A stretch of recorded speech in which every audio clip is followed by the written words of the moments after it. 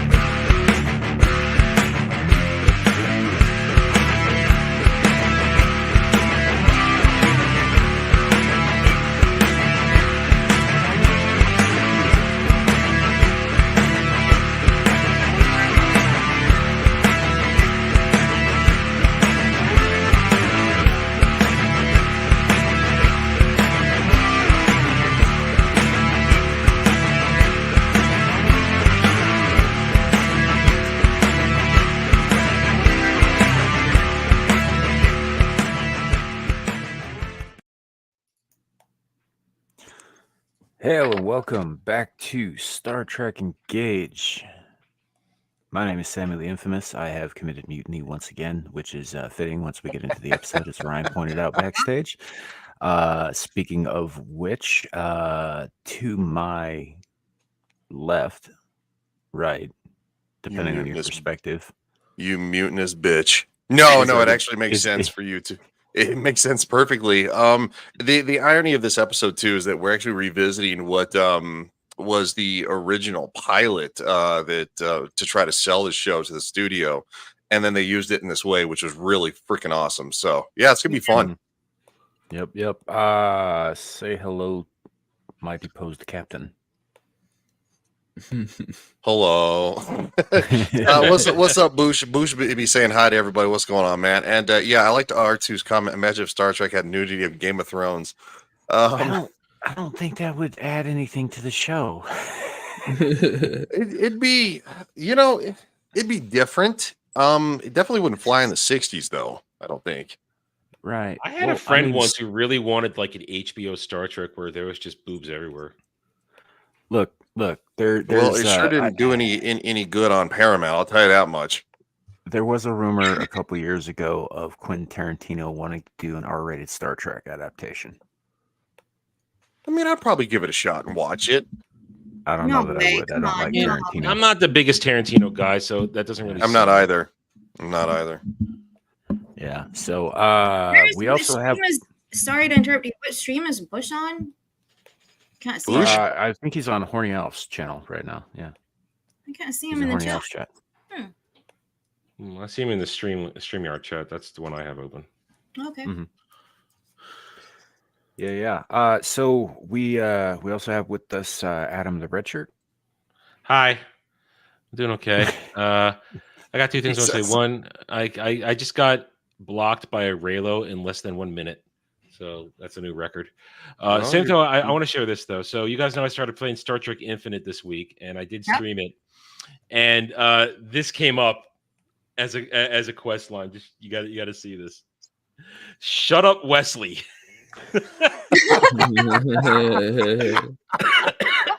Starfleet headquarters has received a hailing transmission from an ensign Wesley Crusher after the Enterprise of the Enterprise, because you can build the Enterprise and get it out there, and once you get it out there, Enterprise things start happening. The ensign reports to have landed a classified information that could be considered a matter of national security. He is reaching out directly to Starfleet as the crew of the Enterprise have requested him to shut up Wesley, dismissing his concerns despite the crew's stance. Our database proves the ensign to be somewhat of a prodigy and a reliable record. Well, I did choose to dismiss concern because, you know what? Shut up, Wesley. That's awesome. I dismissed it. So yeah, I was very happy about this. It made me smile. And so that's a nice touch. Yeah. Yeah, and it just shows the Paradox. Paradox gets it. They freaking get it.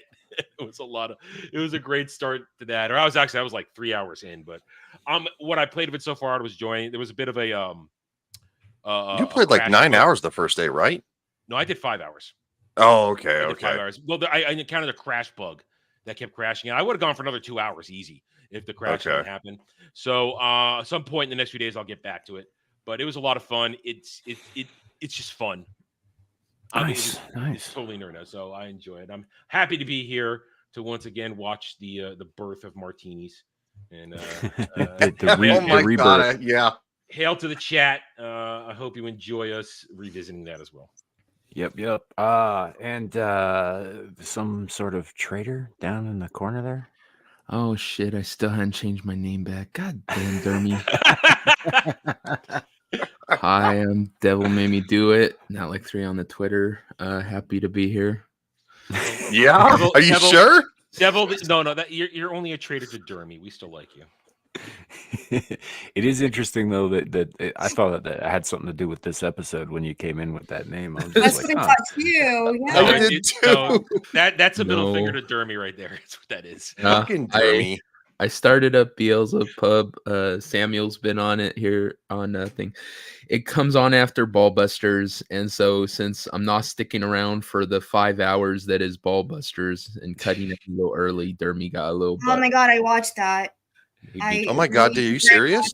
Yeah, I did. I was still there. Somebody sober had to be there. That's why I was still there. Somebody sober had to still be there. Yeah. It was pretty funny. So Beelzebub happened about 1 a.m. my time, and so Devil and Gal both were on Ballbusters, and they came over and were starting up that show, and I guess about half of the Friday's cast of Ballbusters was still going at it and drunk behind the scenes for like hours after they ended the show. Really? Yeah. Oh my god. I mean, I left when they were about to play that horrible He-Man, the Hellboy Skeletor Beastman thing. I freaking hate that thing.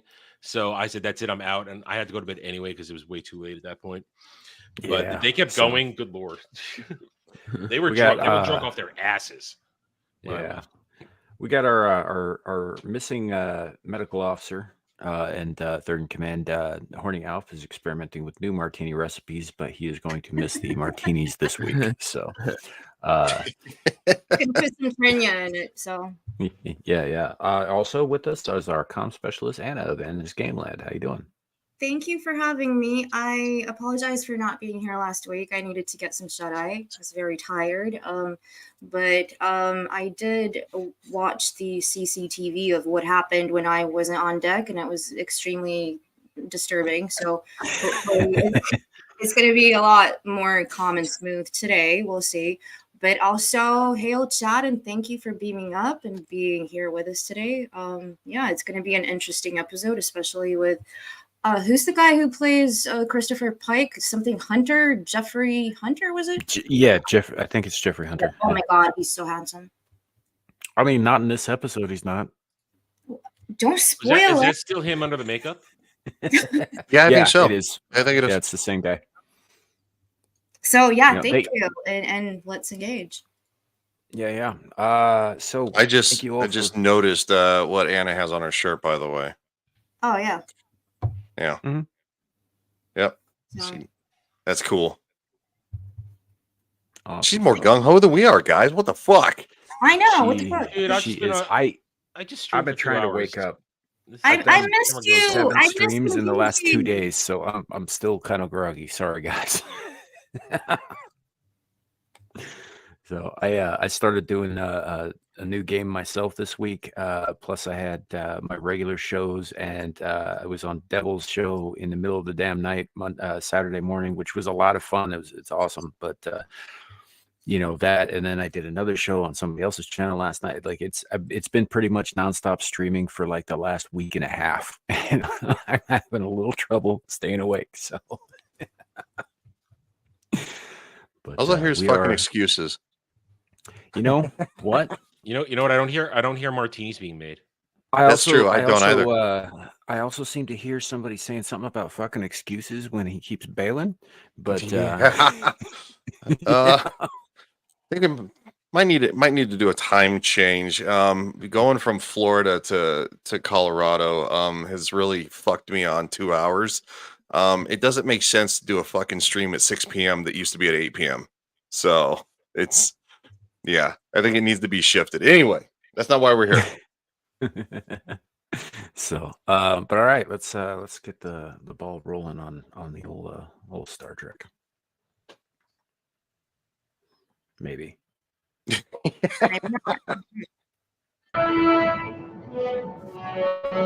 Well,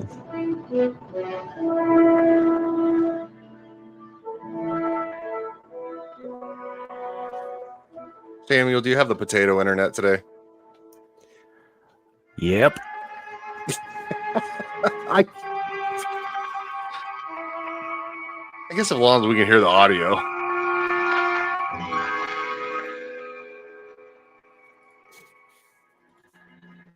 Welcome to Starbase 11, Captain. The Commodore's waiting to see you. He's curious why you suddenly changed course and came here.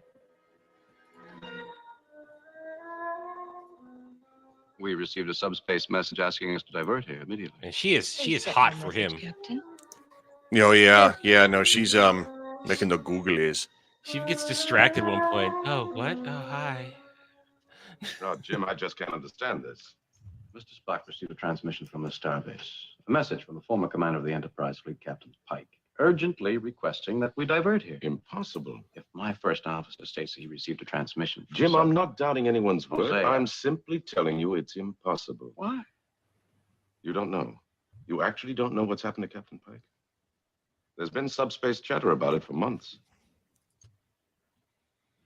I'm sorry to have to be the one to show you. He's upstairs in the medical section. That's not ominous at all. No, not yeah. You ever met Chris Pike? We met when he was promoted to fleet captain. About your age. Big, handsome man, vital, active. I took over the Enterprise from Spock. Likes martinis and bathrooms. 11 years, 4 months, 5 days. What's his problem, Commodore? Inspection tour of a cadet vessel. Real quick, for my military folks in chat and Ryan here on panel, correct me if I'm wrong, but doesn't a Commodore outrank an admiral? No, I thought Commodore is beneath Admiral. I thought it went Commander, Captain, Commodore, Admiral, General. No? Well, general's a different. That's a different Well, I ask because branch. yeah, I ask because I'm not 100% certain, but and also they don't use Commodore much going forward Well, either. This is one of the rare cases of it. in Picard season 3, Geordi did not outrank Picard, and he was a Commodore in Picard season 3. Yeah, Okay. no, Admiral is going to be the highest. Yeah. It says it's highest according to BSG, but yeah. So basically, commander is going to be usually kind of like sometimes like second in command, and of course, captain is in charge of a ship. Then, of course, commodore is going to be either 2 ships or more under their command, and then an admiral is going to be in charge of a fleet. And then, of course, there's going to be like admiral. So, like, there's like an admiral of the Navy, which is in charge of all the admirals below them and everybody underneath that. Yeah, just for the record. There's usually only one admiral of the Navy, right? Yes, there's only one. No, there's only ever one admiral in the Navy. Just like there's only one. What the hell? General of the Army, right? Yeah, it's been a while. Sorry. So usually once you tack on of the Navy, something like that, then like, you know, you're it. Like you answer only to like the Joint Chiefs of Staff or the President of the United States. Yeah. Also, real quick, but off topic, I was on Caucasian Sasquatch's channel Thursday night, and he asked me to relay his love to you, Ryan. Thank you. I appreciate that. Y'all went for like 2.5 hours. Yeah. Yeah,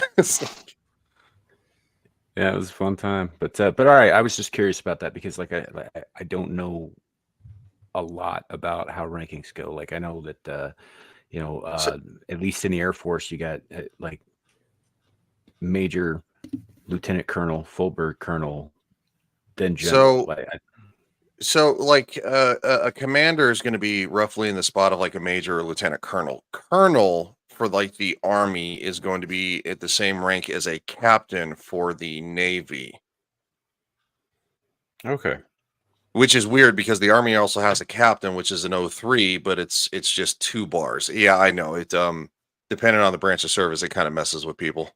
Depending on the service and which nation it comes from, it changes too. So, you know. Yes, but I'm assuming that Star Trek is based off the U.S. military because who gives a shit about the rest of the world? Yeah, I think specifically the U.S. Navy. Yes, it is the U.S. Navy. Yeah. So, but yeah, no, it was just a question I had. I was watching this and I was just like, huh, Commodore, that doesn't come up much. It's a good question. Mm-hmm. No, it is a good question. It really is.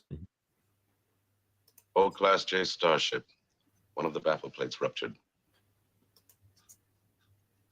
The Delta rays?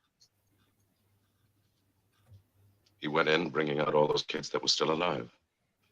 Just wanted you gentlemen to be prepared.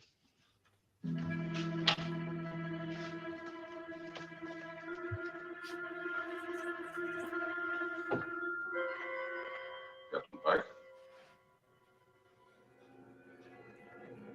Ain't he a specimen?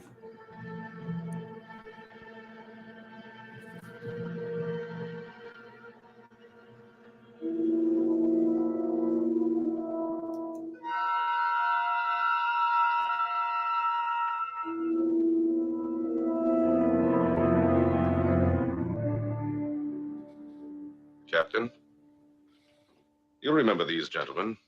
They wanted to visit you. 2 flashes mean no.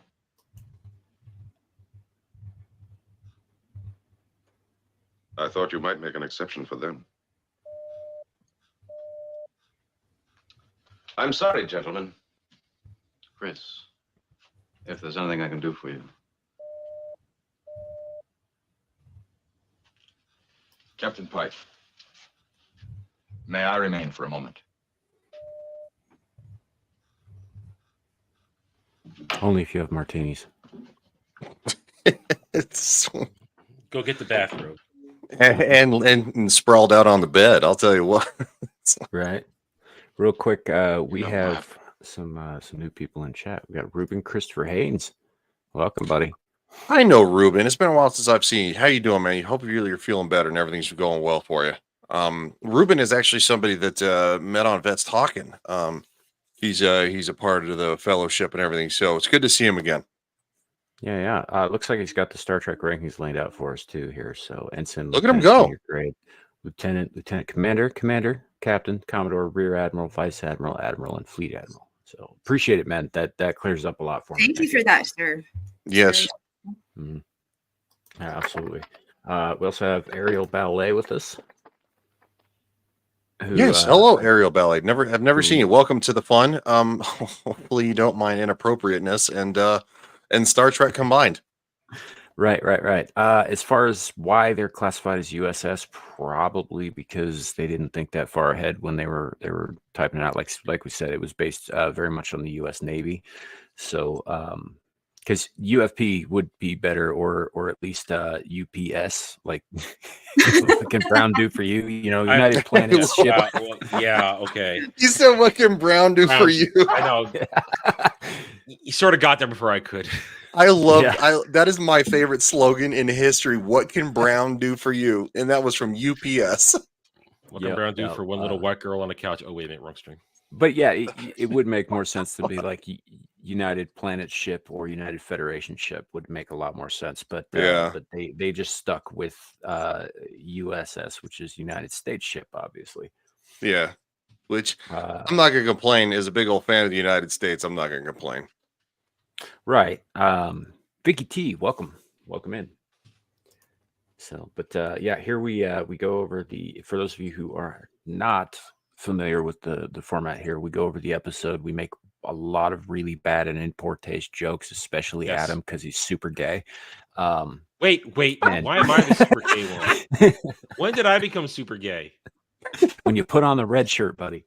Hey, you guys put that red shirt on me. I didn't choose this. But yeah, so that's more or less what we do. We do talk about the episode, and we do get into some analysis of it and discussion of it. But there are also a lot of gay jokes. So if you're new here, be prepared for that. Speaking of new, Manic Mouth, welcome. Also, thank you for stopping by. Welcome back. Haven't seen you in a minute. How you been? Yes, One. How are you doing? One was with us at the beginning of this whole project with yes. And then you chased him. Well, that's yeah. Expected. I don't know. One's got this propensity for puns that is unreal. Oh my god, I forgot about her puns. Yeah, they're awesome. They are. MST3K has more class than we do, and they're better at it. So just so you know. Who's MST 3000? I don't know who that is. Mystery Science Theater 3000. Oh no, I know who that is now. Okay, yeah, no, I've never seen the abbreviation. Yeah, they have a lot more class than we do. Yeah, and also except for Anna, she got roped into this. She stuck around. God bless her. I've been saying some really bad sexist, racist stuff too. So I just say it with class. Acting Captain Samuel, I think it's fair that we acknowledge what happened to Captain Ryan. I put a picture in the private chat. Oh dear. It's fair that everyone knows what happened. No. Fucking bad dude. Fuck did you do to me? Do I want to see? Oh no. All right.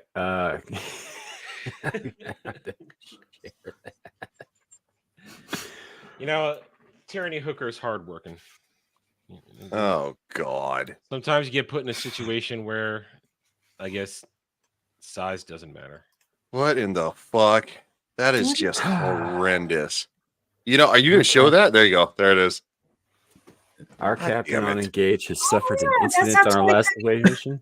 We're hoping to stretch him back out. I don't mind it. You got shrunk. I did get shrunk. I'm going to spin you like a top. It's not right. You look so grumpy about it too. I mean, who wouldn't be grumpy about that? I mean, nobody wants to be spun like a top. That's not fun. Oh, Oh, Jesus. Good. What's Well, up there, welcome. Real Wade Nation Gaming? How you doing, buddy? hey Wade, thank you for coming on. Oh man, yeah. So Yes. Jesus, devil.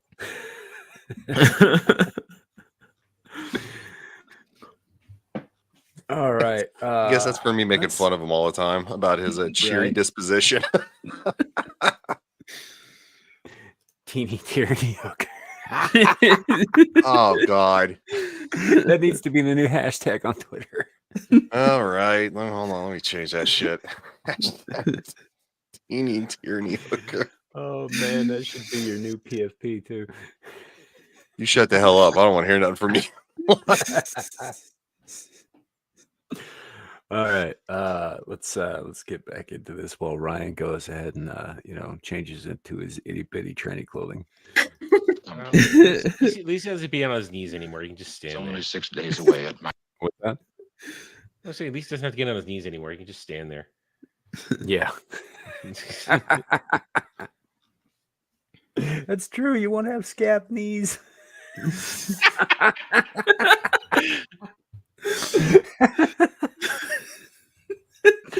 All right, here we go. Maximum warp, and I have it well planned.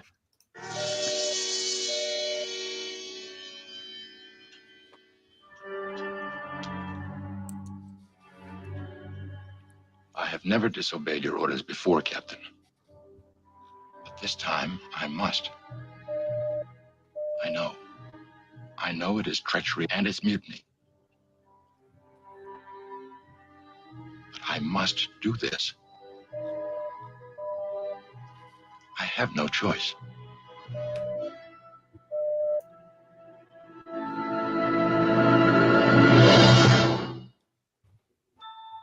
All right, and we're gonna skip this forward a little. Yeah, I bit. heard you talking shit. Yeah, I changed it, you fucking bitch.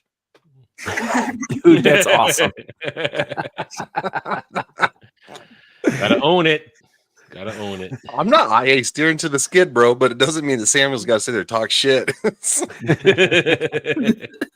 No, the new hashtag, yeah, teeny tyranny hooker. That's very nice. It's very nice. Poor Captain took his laser to his everything. Oh, I missed you one. Yeah, it's pretty Hey, good. JT.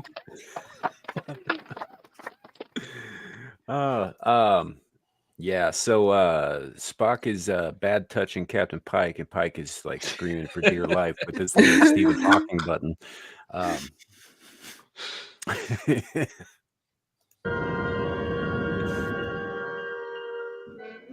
That's a cool shot. Oh no, yeah, that's a cool shot too. Once more, Jose. You think that was remastered real quick? Oh yeah. This episode, yeah, it was definitely remastered. Hey JT, Okay. thanks Yeah, it for looks being awesome. up. Hi, JT. In his log. That's all the proof I require. And what do those record tapes show? No message sent from here. No message received by your vessel. Then I suggest the record tapes have been deliberately changed. A computer expert can change record tapes, duplicate voices, say anything, say nothing. The fact remains that your first officer's former captain is hospitalized, horribly injured at this base. And that same first officer seems to be the only one who heard that message order. If he had wanted to see Captain Pike, he could have requested the leave. I would have granted it. Well, that's true, of course.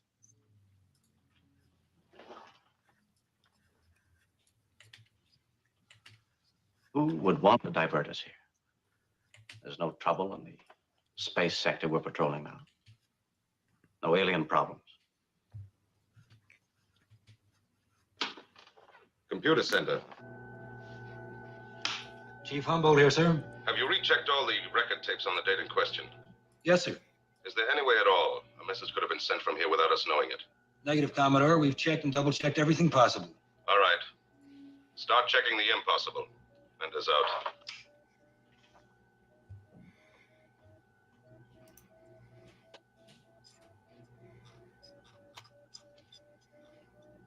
Feels like okay.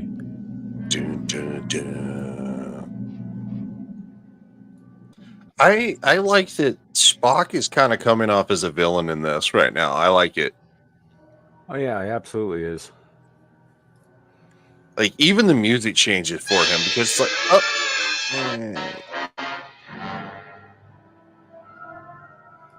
yeah, because you're not sure. Like this is one of the reasons that I think I saw Ariel Ballet say asking something about are they just fighting to be fighting? No, they're the Commodore is saying the facts of what happened, what they know, and Kirk is having trouble reconciling that with who he knows Spock to be. And so, tempers are high. Meanwhile, Spock is running around like freaking, Solid Snake, doing all kinds of stupid shit. And, so there's some suspicion thrown his way, but obviously, as of yet, there's no proof that he's doing anything screwy. Because, that's what it is. Anyway, it's all about the character of Spock. Really, it's about who Spock is, who Kirk knows Spock is, but the thing is like he hasn't known Spock forever, so he thinks he knows who he is. He thinks he knows what's going on. And I think that he's correct, but there are circumstances here that are extraordinary. So, and anyway, so it's causing tension between Kirk and the Commodore. So, this is, and this is not Mirror Universe Spock. He does not have a goatee.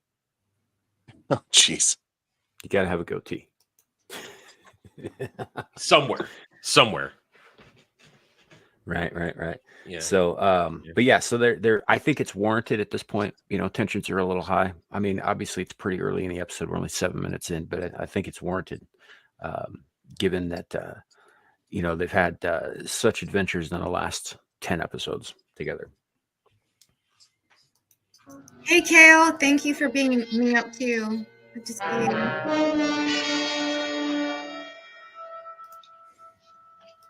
Oh, have I introduced Miss Piper, Jim? This is Captain Kirk, Miss Piper. I recognized the captain immediately. A mutual friend described you, sir, Lieutenant Helen Johansson. She merely mentioned she knew you, sir. Wasn't that the shrink from Dagger of the Mind? The one that he had the dalliance with at the Yeah, her name was party? Helen, isn't it? Yeah, No, that was different. But I think it was a different thing. Yeah. Yeah. Oh, okay. Yeah, he hasn't shoved his tongue down this chick's throat. Not yet. Not yet. He's like, wait, what? Oh, I just watched King's really said that Conscience she knew today. you. So yeah. Busted.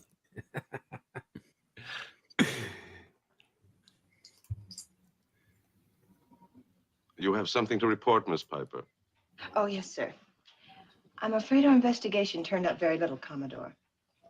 There is, of course, Mr. Spock's years of service with Captain Pike, indications of his extreme loyalty to this former commander. Miss Piper, a Vulcan can no sooner be disloyal than he can exist without breathing. That goes for his present commander as well as his past. We're forced to consider every possibility, sir. We can be certain Captain Pike could not have sent a message. In his condition, he's under observation every minute of every day. And totally unable to move, Jim. His wheelchair is constructed to respond to his brain waves. Or he can turn it, move it forwards, or backwards slightly. Through the flashing light, he can say yes or no. But that's it, Jim. That's as much as that poor devil can do. His mind is as active as yours and mine, but it's trapped inside a useless vegetating body. He's kept alive mechanically. A battery-driven heart. And there's no way he could even have asked for that message to be sent.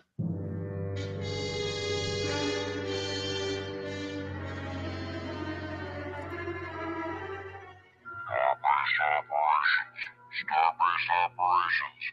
Starbase operations. Starbase operations. Starbase operations. Starbase operations. Starbase operations. You know what's really weird Enterprise. Stand by to is that there's actually something, I believe it's in Mass Effect 2. Yes, that they took that whole voice change from. It's 1 or 2. I can't remember which one it is, but It was like 2. I know exactly what you're talking about. When you are scanning the planets and thank you. To get closer to it, yeah. I love the fact that, because I did not know that. Obviously, I'm a big Mass Effect fan and I played it first, but knowing that they took that from here from Star Trek is awesome. Yeah. Thanks, Adam, Craig. are you alive? Yeah, sorry, I was reading some. Maybe you should stop being such a homo and maybe participate. How about that? Well, we're talking Mass Effect. We're not talking Star Trek, so I don't see what you're saying. Wow. Hey, Shaka's. Hey, Shaka. Shaka. I'm only useful if it starts getting to a gay point, you know. Otherwise, my humor just doesn't work. We can bring Dermy up if you need to make a couple gay comments. If And it I was helps, not the first one to bring him up this week. Yeah, that's true. If it helps, you know, I got this kind of, you know, Kirk on a rapey binge vibe when Spock kept saying to Pike, he's like, "But I must," and Pike was like, "No, but it all came out as beep beep beep beep. You know. Yeah, that's a good. I literally thought the exact same thing, Captain. Hey, Seriously. Kenzo, what's up? One says, "I like Mass Effect, but why didn't they let us romance the Krogan? Because they would break you." Oh yeah, you don't want you don't want that Oh, Krogan man. entering any hole. You're like trying to romance an adolescent dinosaur. Like, why? I mean, Yeah, here's and the if for thing. some reason you survived, and the cross species thing worked out, you'd end up laying like 1,000 eggs, which again would break you. Yeah, you gotta remember too. Only the Asari are equipped to handle a Krogan because they're sluts. Yeah, and all their babies come out of sorry anyway. So, Gotta be honest, I didn't need to know that. Thanks, Adam. That's like, dude, what the hell? I mean, you helped that one couple get together or stay together, and yeah, one of them was a Krogan. Shooting out the poetry. You could break them up or let them Who stay was together. reciting the poetry, and you could either fuck up their relationship or make it work. I've done both options. I'm not You're gonna lie. mean. You're mean. Krogan poetry is very, very similar to Vogon poetry. I didn't know that. You ever read Hitchhiker's Guide to the Galaxy? I haven't read it. I've seen the movie. Oh shit. Okay. So the worst possible thing in the universe to sit through is a Vogon reading his poetry. Oh, they make fun of that in the movie, don't they? Well, it's a joke that carries over from the book, but yeah. Yeah. Okay, that's what. No, I understand it now. Okay. Yeah, I believe they call it the second worst poetry in existence. The worst was written by some guy in like a tiny county in England. Hey, yo. Kenzo's poetry is very good. Yo, what do you mean, Kenzo? Well, listen, Kenzo, he's on a Swiftie high right now, so don't listen to anything he says. I know he's a Swiftie. What the fuck? I have no idea. What? What are you talking about? He's a Swiftie? No.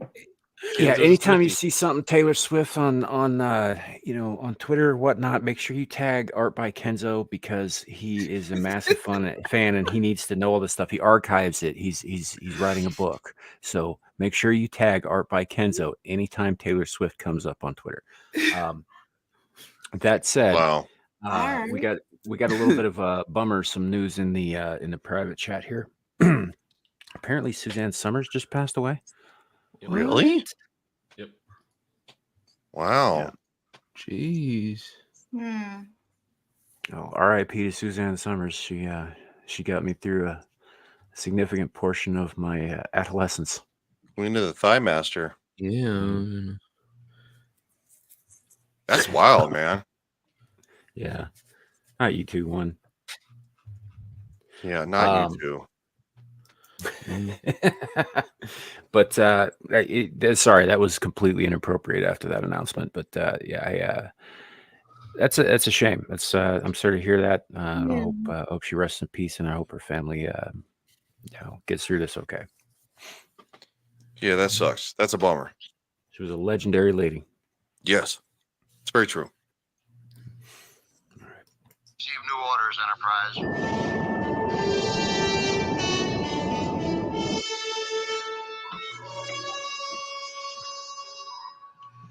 Starbase operation, Mr. Hansen. Starbase operations to Enterprise. Stand by to receive new orders. Data be fed directly into the ship's computers. This is top secret and scrambled.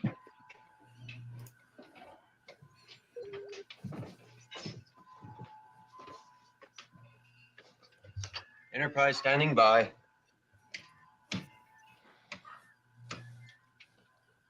Request confirmation.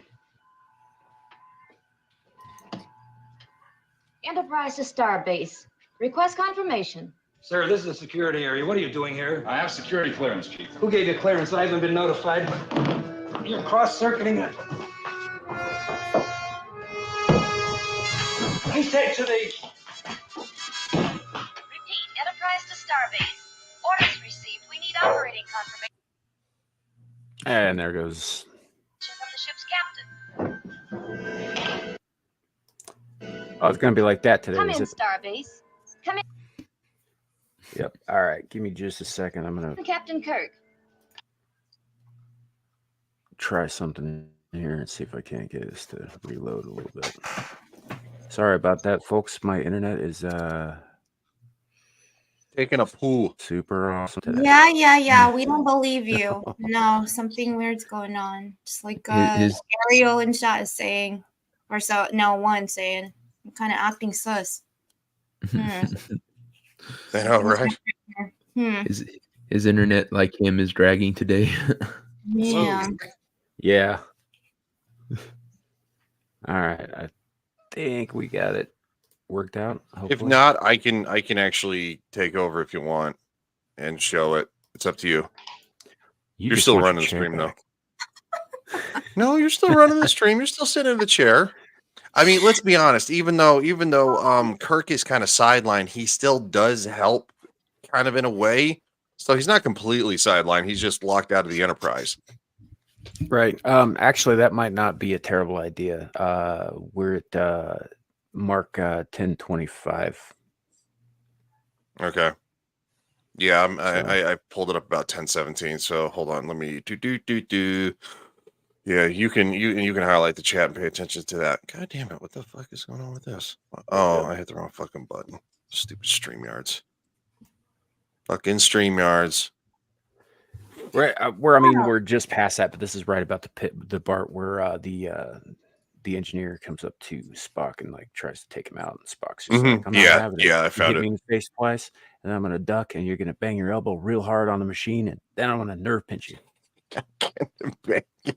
I thought that was really cool because like he was being all like stealth in the beginning when he came up to the guy and he did the Vulcan thing, but then the guy ran at him. He didn't want to hurt him, so he kind of like pushed him away at first. Dude ran at him again, and then he did the same thing. And then like as the last resort, he's like, "Look, I'm Come in, Starbase. Yep. Come in, Captain Kirk. This is Captain Kirk. You have confirmation, Ms. Uhura. Hansen here, Captain. Our destination has been scramble-fed into ship's computers. How can I handle the helm if I don't know where we're going? Mr. Spock is with me here. He'll answer all questions. Kirk out. You bastard. See, I wouldn't believe that message because there was no sexual harassment in it, and so we know it wasn't the captain. Yeah, there was no rapey Kirk involved, so it is pretty sus. Real quick, I see a bunch of people in the chat saying that my internet sucks because of it's not the internet, it's the computer because of all the porn. I don't use my computer for porn. I tanked my phone for that reason. That's exactly what Dermy said on Ballbusters. Yeah. That doesn't surprise me one fucking bit. It's like I know what happens to devices when you download porn, so that's why I reserved it for my phone. That's why you don't download porn; you stream porn. That's how it works. Yeah, who It doesn't downloads stop the it? viruses, buddy. Whoever downloads it, or you go and get a VHS. VHS. Yes. You watches porn on VHS. I mean, when all my Jesus, tapes Anna, are way worn to out. age yourself. I never watch porn on VHS. You wear it out because you keep rewinding back to that one part. Tape breaks. Listen to this man; he understands. Oh God, yeah, he does. It's good advice. Thank you, Devil. And here we go. We're already off this rails again. This is Mr. Spock. Ship's computers will handle the helm on this voyage, Mr. Hansen. Course will be computed and set automatically. You will not discuss this with ship's crew or starbase personnel. Do you read? Acknowledge, sir. Stand by. We'll warp out of orbit in 1 hour. See, now I would have found the whole thing strange. Kirk staying behind. Yeah. If I'm any sort of senior officer, like, where's the captain? What's going on here? Yeah, no, I would agree with that. And generally speaking, if like a captain's ordered to, do something off ship or something like that by his superiors, they would normally would they not provide the ship with a temporary captain, or you at just least temporary order them pass to stay command in dock. Yeah. He's like currently XYZ commander is now in command of the ship. You pass over command codes, all that shit. But this is just okay. Yeah, let's just F off. All right. Yeah, and it goes pretty extreme too, like to the sense of like, oh, he's just going to stay behind on the planet. I mean, we're not there yet, but it's still it goes a little farther to where it's like kind of hokey, but I guess in the sense they do make the point that it's like, well, Spock can't really lie, you think, and it's like I'm going to be interested to see because I haven't watched the second episode. I haven't watched ahead, so I don't know. And so exaggerate, to quote later on. Yeah, so I'm kind of wondering where they kind of like how they explain that, so to speak. Well, everything he's doing is based on his logic, and he thinks what he's doing is logical for Pike. Keeps blinking no. No to what? We've tried questioning him. He's almost agitated himself into a coma. How long will he live? As long as any of us. Blast medicine, anyway. We've learned to tie into every human organ in the body except one. The brain. The brain is what life is all about. Now, that man can think any thought that we can.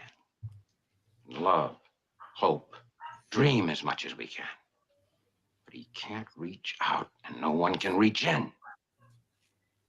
Keeps blinking no. No to what? They could question him for days, weeks before they stumble on the right thing.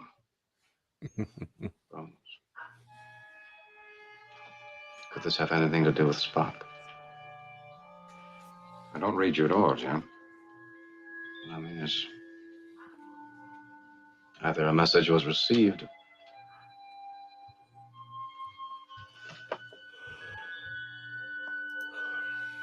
It was one of two things. Either someone sent a message diverting us here, or someone on board the ship lied about receiving it. Could that someone be Mr. Spock? Jim, forgetting how well we both know Spock. The simple fact that he's a Vulcan means he's incapable of telling a lie. He's also half. It is interesting here That half is completely submerged. that the Acting like us or even thinking like us would completely. Go ahead, dude. Bones is being totally logical about this. And he's also defending a man that he is constantly at odds with, which shows that he is in fact Spock's friends, no matter how much they're nitpicking at each other. Right. Yeah. Well, I mean, even Kirk defends him too because he's so confused by everything that's going on. That it ultimately, towards the end of the episode, it gets him in trouble. It gets him in some hot water as well. So it's different. It's a very different episode. In the fact that they're tying in the previously unseen, obviously, The cage. it's really kind of awesome. I don't know where they're going with this, and I'm actually kind of excited to see. Embarrassed. Someone's interfering with my command and my ship. I don't know who it is, but I mean to find out. Even you. If I thought you had the technical know-how, I'd suspect you, but you don't. Spock does. He would not. You're make an a false idiot. entry. There's a false entry in the log right now, which doesn't jibe with the established facts. How do you explain that? I can't, but to question Spock of all people. Me, yes. I could run off half-cocked given a good reason. So could you. But not Spock. It's impossible. See, that's a good Dr. point. McCoy, report to transporter control. Dr. McCoy to transporter control. Go ahead, Samuel. He makes that point. He's like, it could easily be me or you. We could absolutely be suspects because we're human and this humans do stupid shit. And by saying that, he's like saying, I'm not above suspicion and neither are you, but Spock is. But don't you think it's also the fact that they've basically recycled the unseen pilot, which is based on the interaction of like them just getting to know each other in the very beginning and establishing those ranks and kind of, when you go into a new job and you're the captain of whatever, the boss with whoever, you need to establish the hierarchy. So that's what Kirk is doing. I think with the, as far as like recycling the pilot goes, like this isn't so much, this is I think this episode started out as a way to make the original pilot where they had Pike as captain and all that stuff work with the rest of the series. And it ended up being a really good 2-part episode where and there are people out there, I think, who say that this is really where the show took off. Yeah. Right. So, and it does, they do revisit quite a bit of the cage in this, almost shot for shot. There's a lot of recycled footage and stuff, but it's done within the context of the story of this episode. And I think it's done very, very well. This is probably one of the best episodes we've seen so far. I actually would agree with that. I think it's, if not maybe the best episode that we've seen. The way they kind of tie it in, especially when they said it took place 13 years ago too, when they start showing the footage, which I know we're not there yet, but so yeah, it intrigued me more, like, whoa, now they're saying this is 13 years ago, like what in the hell? So well, one thing that stood out to me though is is at the beginning when they're first coming in and the guy asks Kirk, he says, "Do you know Captain Pike?" And he said, "We met once when I took over the Enterprise. Spock knew him for 12 years." The only problem is in the new show. What's it called? The one with Pike. Strange New World. Yeah, Strange New World. You have Kirk actually on there. He's actually part of the crew. So they didn't just meet when he took over the ship. Yeah, so they're like, they're redoing it or changing canon. Yeah, but that thing's an abortion, so I don't think anybody really considers it to be something credible. Well, but no, I do get where you're coming from, though, Devil. I definitely get that. But that's just, fucking them trying to rewrite to make their shit relevant, which it's not fucking relevant. Nobody cares. Their ratings are in the shithole. So it's what happens when you abuse the source material and you say, well, ours is better, and then you have this arrogance about you. It's like, no, it's not. And there's nobody on this. There's a small minority of retards who think it is.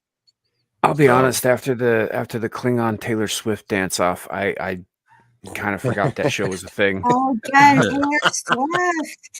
Swift. Yeah, careful. Kenzo's gonna get upset. No, don't upset Kenzo.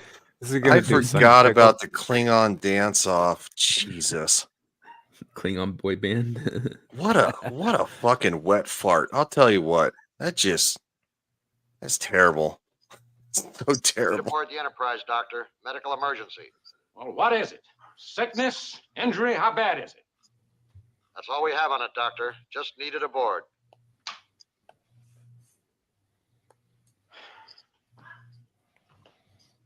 Probably somebody discovered a hangnail. I'll be my. And so says Swifty rides up. I know it's really, really cold right now in the UK, but like, what are you smoking? That's a perfect analogy. What is he smoking right now? And as for Ariel, hey, look, no hate, Matt. Like, if you like the show, go nuts. None of us here are going to judge you for that. Say that your opinion's wrong or you're an idiot. None of us will do that. But me personally, I've watched Discovery, and Discovery is horrendous. I haven't seen Strange New Worlds, but I did see clips of what, and it's like the dance, the music episode is not Star Trek, and that's where I kind of draw the line. Now, look, like I said, it's not for me, and this is coming from a guy who, and yes, I'm gonna be honest about this. I liked the show on Fox called Glee, and that's really gay, but I liked it, so I can acknowledge that. Yeah, exactly. It's super gay, but I liked it. I think it's a great show. The first 3 seasons were incredible. The rest after that was like, eh. And we all have differences of opinion. It's all good. So shut up, bitch. Fuck you. Like saying all this. So very gay. Yeah.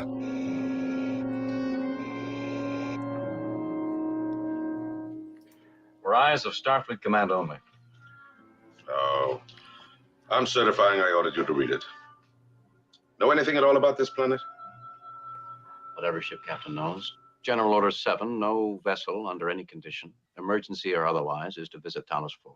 And to do so is the only death penalty left on our books. Only Fleet Command knows why. Not even this file explains that.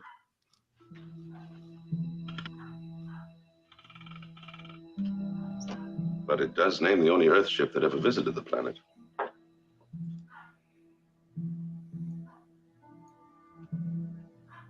The Enterprise. Commanded by Captain Christopher Pike. With a half-Vulcan science officer named Spock. Commodore! Captain Pike, he's gone. Linda's here. What is it? Starship Enterprise, Commodore. It's warping out of orbit. Refuses to acknowledge our signal. I think it's important to note here too that Spock is half human as well as half Vulcan, as we all know. And I mean, this is like established lore, but this is still early in the original series first season, and they've only mentioned him being half Vulcan a handful of times, and only once prior did they mention the other half being human. So when they keep bringing it up in this episode, that's important, because as they state, like Vulcans don't lie. I don't know that they can't. I mean, but they don't, because it's not logical to do so. Yeah, until it is. I don't know. That's a good question. Because what in TNG, aren't there a couple of episodes where, right? I don't know. It's been a while. Where they like, fuck. Come on, guys, help me out here. I'm fucking. It's been a while. God damn it, Adam! What are you doing? You playing with your penis? What's sorry, I got up for a second. What? You got up to tuck it back. I didn't hear all the sentence. I know. I lost track of the conversation. About Vulcans lying. Can they lie? I mean, they can be deceitful, right? They can. They can exaggerate. Yeah, because aren't there some episodes in TNG or whatever where they exaggerate a little bit? I don't think involves it's not. I don't think it's that they can't lie, like they physically can. It's just they see no point in it. I think like if they're ordered to, they can. Like like if you tell them, don't tell them the truth. They're not gonna be like, I can't possibly not. It's just they don't as principle because it just doesn't make sense. Right. It's more of a lies of omission thing with them than outright untruths. When they choose not to share all of the information, which they do because they're, super logical and also kind of arrogant. But they, I think it's more that they choose not to, like Devil's saying, for the most part. But again, Spock is half human, and that is important. They keep saying, "Oh, he suppressed it." So I don't believe that he has.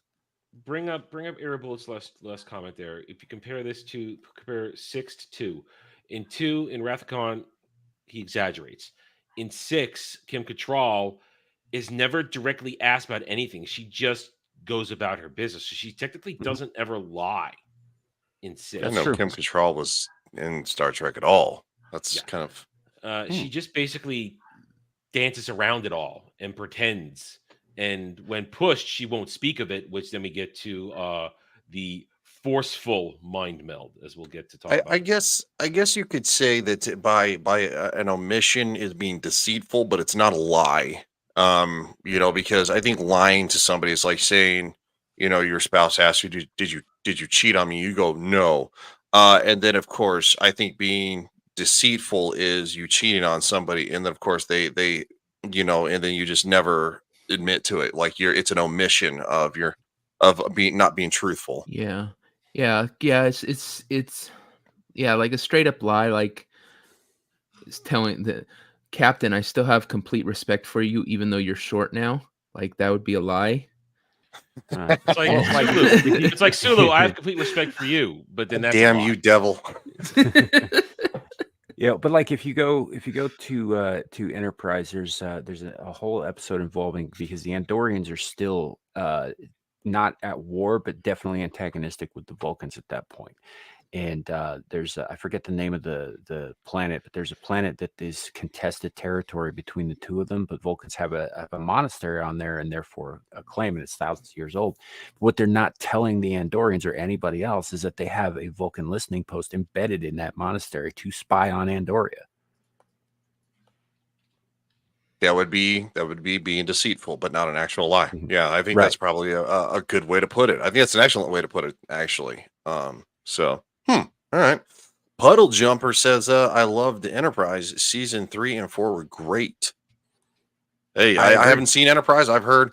He also said earlier that I was going to watch season 2 of Strange New Worlds, but before we got decent internet, I saw trailers like musical and decided I had no desire to after that.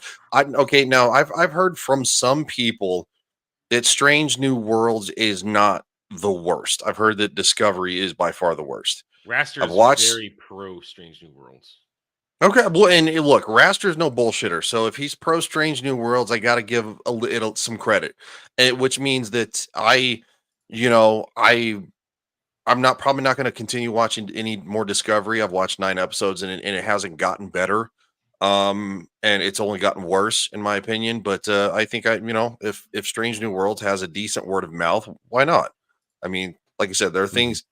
There are a couple of parts of Ahsoka that I liked, even though the rest is trash. And I'm going to say, because I grew up watching the prequels, those were my Star Wars movies. I've seen the originals as a kid before the prequels came out, but those were brand new in theater when I was a kid. Those were what really got me over the top excited about Star Wars. So seeing Anakin Skywalker and Ahsoka was, seeing kind of a redemption for Hayden Christensen was really awesome, even though the rest of it's just not good. So, and I can be objective in that sense.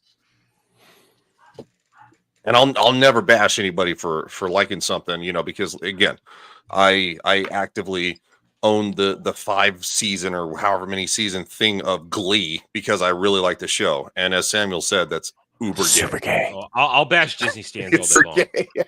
I will bash Disney stands unapologetically. So look, we all got our vices where it's like considered a bad take. Everybody's got their bad take, and it's like, just stand by it. Say, hey, you know what? Other people hate it, but I like it. I got my ass handed to me by my own chat yesterday because I happen to love Cocaine Bear. I get it. I thought it was ridiculous fun. Like, it was just stupid, but funny and fun. Anna defends Dermy. That's her. She does, right? Jeremy is not ridiculous fun though. Come on, man. He is. He kind of is. Dermy's kind of is. No. You didn't let me finish. Dermy's degenerate fun. Okay, that's fair. That's a fair point. But I need to watch last night's Ballbusters. If it devolved into like horrendous degeneracy, it was a little chaotic. I was one of the only sober. See, there you go, Clue. Yeah, you know what? Look, thank you for coming out, buddy. It's a little gay, buddy. A little bit, yeah. I love the part where Adam was plugging like his channel and everything that he's gonna do, and Dermy was just what was that? He just interrupts me every time I try to interrupting him, and Gal kept like kicking him out, and then I had to take him off. I had to completely hide the screen because I kept getting distracted, and it was terrible. Every time I try to pimp my shit, and Dermot's going, back taco. Was he like obliterated? Yeah, no. We've seen him much worse. He was. Oh, really? I thought he was really bad. No. He was drunk. We've seen him face leaning up against the mic drunk before. The Yellow Flash episode was where he was face leaning up against the mic drunk. He couldn't even function. This was just shit faced, but not like keeling over shit faced. Oh, I see. Him and James polished off a bottle of whiskey each. Yep. Ariel, we're actually streaming to so we're using StreamYards. We're streaming to multiple platforms, not just Samuel's channel, but my channel, Alf's channel, both mine and Samuel's Twitters, because we're getting into the whole Twitter thing of streaming, and also Horny Alf's Twitch. So we're trying to branch out to as many audiences and different platforms as we can. So if you see a comment that you don't see in your chat, it's because it's on another channel. And we are inside our StreamYard studio. We see it all. Yeah, so that's why if we highlight something, we try to highlight as much as we can so people on other platforms can see it on screen where we're highlighting it to talk about it. Yeah, especially if we're addressing a specific comment directly. That way everybody knows who we're talking to and what we're saying. Yep. Yeah, we don't want people to be confused and stuff. What? It's the multiverse, Ariel. It's the multiverse. Here you go. See, look, one coming back in with the good stuff. But all right, we kind of deviated a little bit, and that's mostly my fault. So let's get back to this. Out of orbit, Mr. Spock. Seems strange with no navigator on duty. The Enterprise knows where she's going, Mr. Hansen.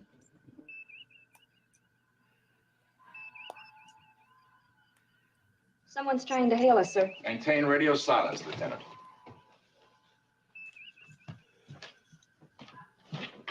This is First Officer Spock.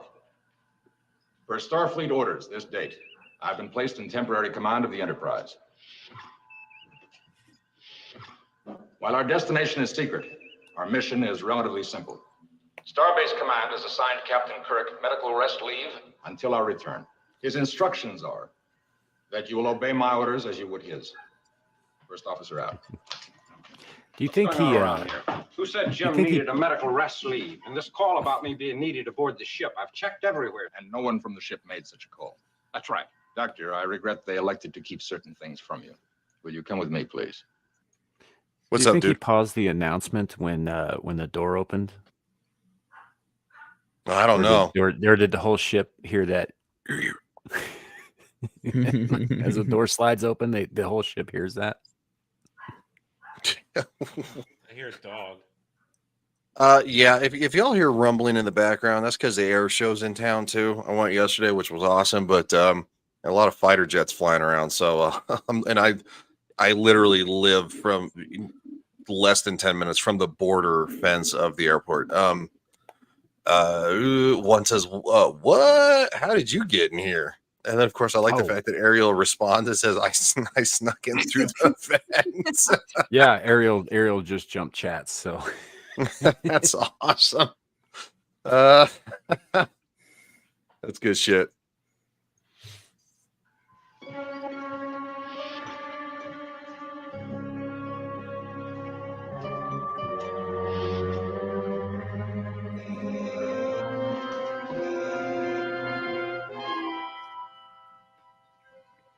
What is this, Spock?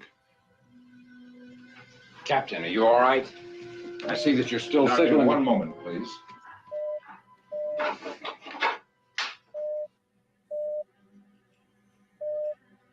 Kirk to Dr. McCoy. I'm recording you this message, Bones, so there'll be no misunderstanding. I'm sorry to have to make it an order. You are not to disturb Captain Pike with any questions. Simply take good care of him. Follow Spock's instructions to the letter. Kirk out.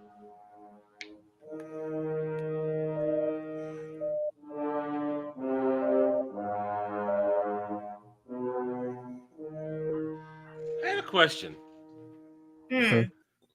Yeah, what's up? Why couldn't Pike just use Morse code? He's on board with it. Wow, that actually makes I'm actually being serious. I mean, Morse code.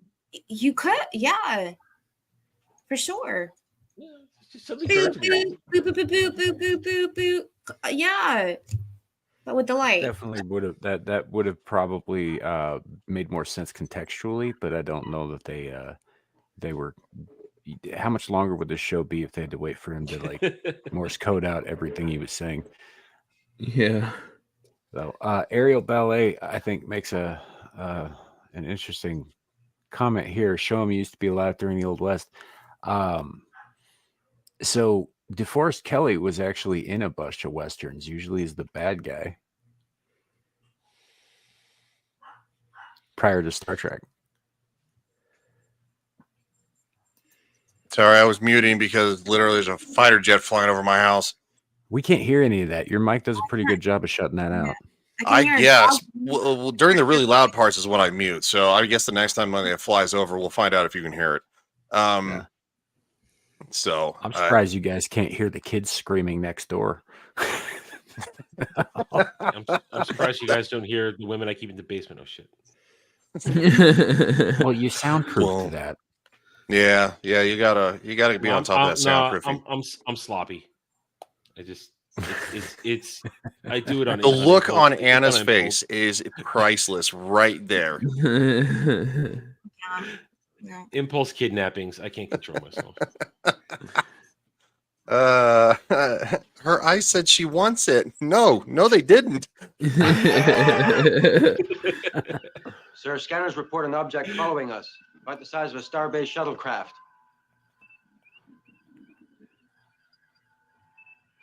Shall we reverse helm? No action, Mr. Hansen. Okay, I gotta bring this up right now, and we're gonna get there in a moment. But I'm bringing it up now because then in not the next episode, but in the following non-connected episode, the King's Conscience of the King, suddenly,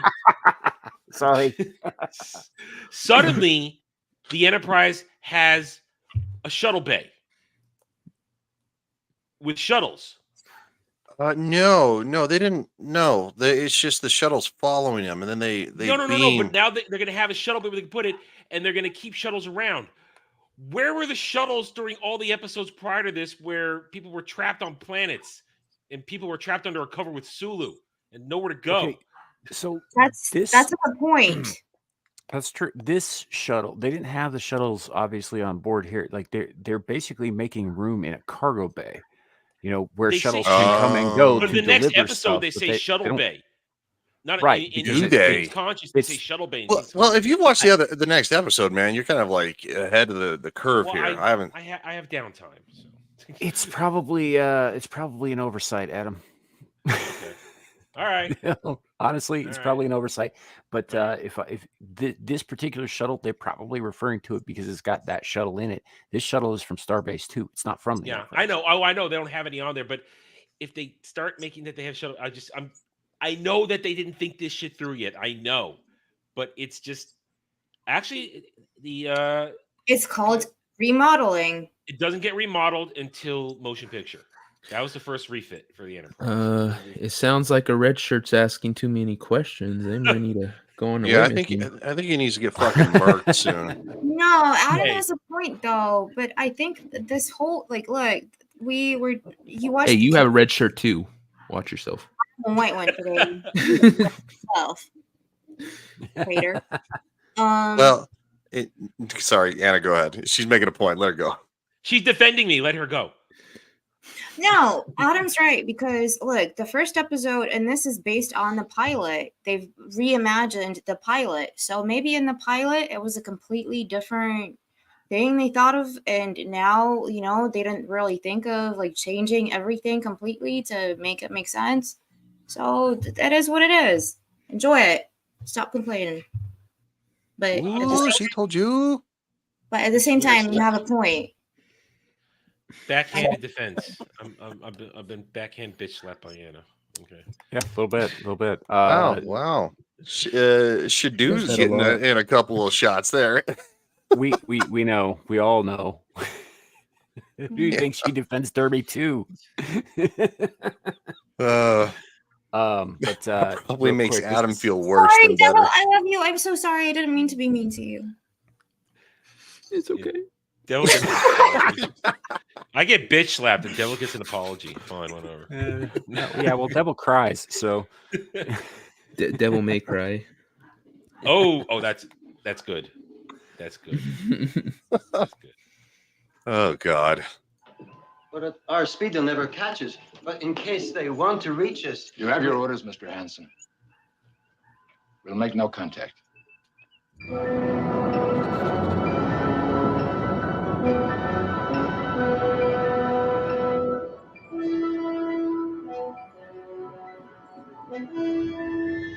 Nope.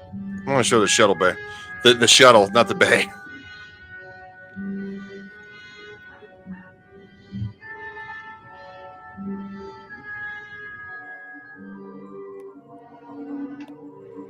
The long Starbase music. Shuttlecraft 1 to Enterprise, come in, please.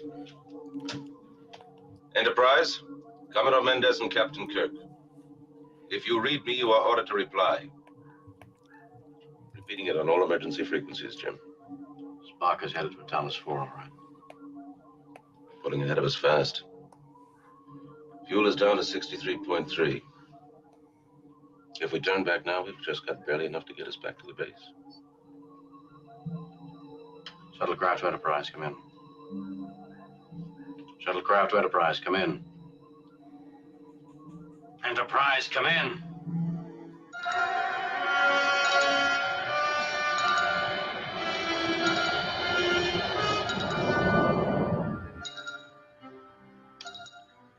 Library computer. Lock onto sensors. Measure object now following the Enterprise. Ariel asks an interesting question here. Class F shuttlecraft. My guess would be that they probably didn't have one within close enough range to get moving. Either that or Kirk, who tends to, go off half-cocked sometimes and not think things through, probably just ran for the shuttle bay and took off in that. Probably, yeah. Generally speaking, yeah, at a starbase, there's more than one starship there, but depending on what their missions are and all that in their orders, like I don't know how easy it would be to get one to redirect and pursue. And I'm giving them the benefit of the doubt here because obviously, yeah, at a starbase there should have been more than one starship there. Mm-hmm. So, but this is again early on in the series, and they haven't talked too much about starbases aside from space dock outside of Earth. And then I think isn't this one of the first times they actually say Starfleet in the episode? I believe they so. They haven't actually said Starfleet before now. It's one of the first times they say it. Yeah, and again, Adam, like I said earlier, I think this is really the episode where it started to get more cohesive and started to really take off as a coherent thing, as opposed to like they've kind of been winging it episode to episode up until now. Yeah. Yeah, I mean, I know what I'm saying is based upon very gigantic hindsight, lore, and knowledge. I understand that, but I haven't really watched TOS in this kind of detail ever. I've only been in and out over the years, and I can't help but analyze it like this. I can't help but do it. Well, I mean, it's kind of what we all do now. Yeah. I mean, it's stuff that I've always personally liked myself because I always thought it'd be awesome to be kind of like a movie and television critic. But I mean, I think we all give them kind of a pass because obviously this is the beginning. They're trying to establish what they're going for. Mm-hmm. It's very different than, let's say, the issues with the MCU or Star Wars, where they're willingly just kicking aside stuff that's been there for decades, and they go, what are you gonna do? And it's like, no, dude, it's a different way of looking at it. So they're still making it up, and we've said this before in previous breakdowns. They're making it up. Yeah, there's a reason. Yeah, there's a reason that shows generally, at least they used to before the modern day, they had a show Bible and a show runner to keep things consistent and all that. So all this stuff got planned out beforehand, generally speaking. And I think Star Trek might be one of the reasons why they started doing that, because they obviously, Gene Roddenberry had an idea of what he wanted to do and where he wanted to go. But I don't think everything was as consistent in his head as he would have liked it to be. And so, yeah, some stuff got made up on the fly. Some stuff got retconned real early on, and then, later again. So there are inconsistencies, because what we're doing here is we're watching world building in real time. Mm-hmm. I was just going to say that it's the birth of something that becomes over time consistent, and that's beautiful to see. Something that's evolving. Yeah, I would definitely agree, and I do agree that it becomes a lot more cohesive. It goes from being good to, in this episode, I think, to becoming great. And I think you see that transition, because obviously the character development right here is almost kind of shocking compared to what we know from the last 10 episodes. Mm-hmm. Yeah. Uranium metal shell, ion engine power. Stop. How long before shuttlecraft's fuel supply forces return to starbase? computed. Shuttlecraft is already past point of safe return.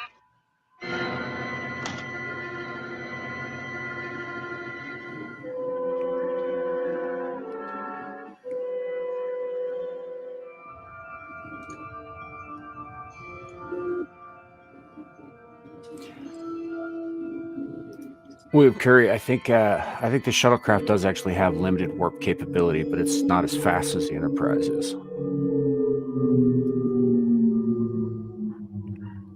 And also limited fuel, as we see here. Mm-hmm. Yeah. Asked you anything.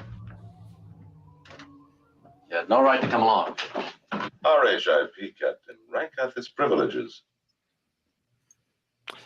He says it like TGIF, Captain. I know, right? 2 hours of oxygen left. Well, before TGIF was a fucking thing. Part of me is hoping that the Enterprise won't come back for us. We step on that deck, Spock is finished. Court-martial, disgraced. He's dead. If he makes it to Talos 4. Why would he want to get Pike there? The command report stated Talos contained absolutely no practical benefits to mankind. Spock would have some logical reason for going there. Maybe. Maybe he's just gone mad. You know, and actually at this point, there's a good mystery for the audience here too, because like having watched The Cage and now we're watching this and everything that's come between, I can't off the top of my head without like obviously, watching ahead, think of any good reason to go back to Talos 4 ever. And especially why the fuck would Pike want to go back there? It was a horrendous ordeal for him. And now that he's helpless, right? This is like the worst possible thing, from his point of view and from the audience perspective. So yeah, there's a mystery here. Like, what the hell is Spock thinking? Why the hell would you ever set foot on this planet, especially when it's forbidden and you're part of the reason it's forbidden? Mm-hmm. Well, I mean, if you were trapped in a wheelchair and you couldn't move or do anything like that, wouldn't you want to go to a place where they could use your mind to make you think you're walking around again and doing stuff? But right, Devil, but Kirk doesn't know that.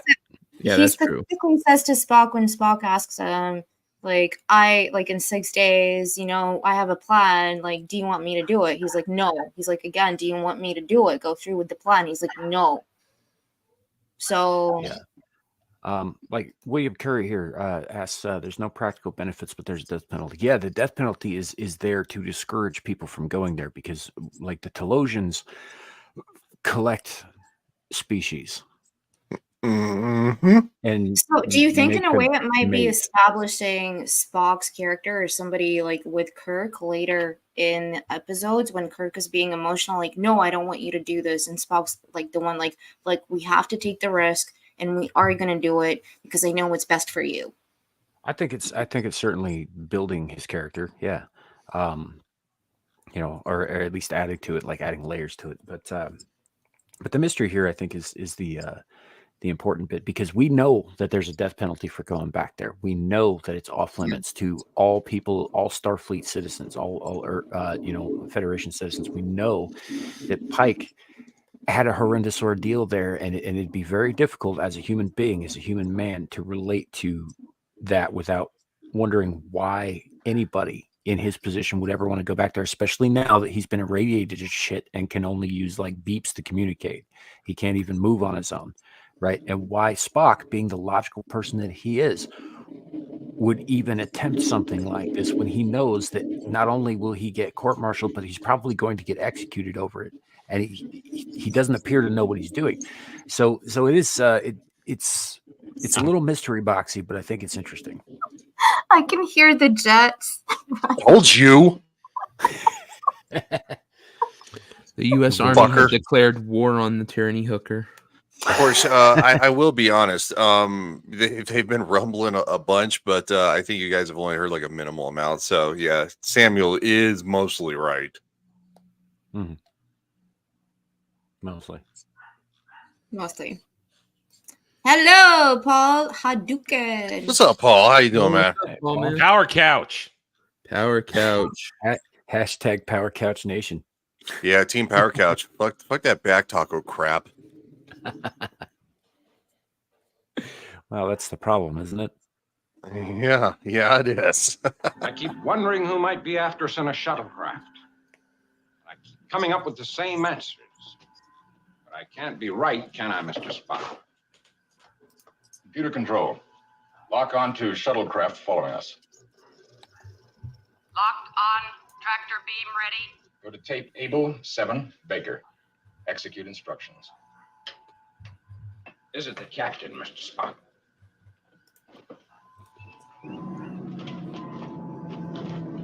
Sir, the engines are reversing.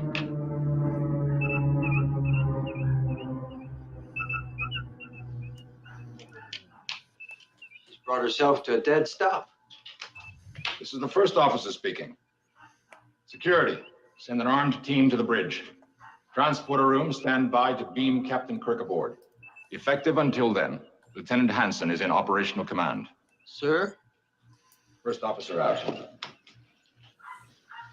Doctor, as senior officer present, I present myself to you for arrest. What? The charge is mutiny, Doctor. I never received orders to take command.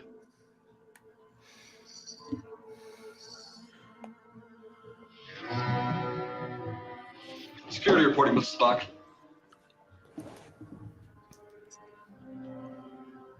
Doctor. Mr. Spock is under arrest. Is confinement quarters enough? Adequate, Doctor. I'll make no trouble.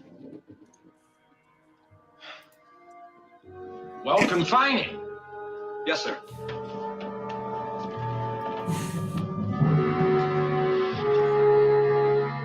The plot thickens here because, you're in the same position that Bones is. You're like, what game is Spock playing? You know, why is he even turning himself in? Yeah. Goodbye. Sorry. Devil, answer. What? He's in the sauna. He's getting all sweaty. Yeah. I'm on a retreat at Ryza. You know, they're having a LGBT party. No, as far as working on another show goes, I don't know. He was only in like I think it was something close to 20% of the episodes. You know? Yeah, that's why I'm kind of an amalgamation of all yellow shirts. So right now I'm Hanson, Mbop, and yeah. Oh. Shuttlecraft on the hangar deck, Mr. Scott. Beam us directly aboard. All right, Captain. Locked onto you.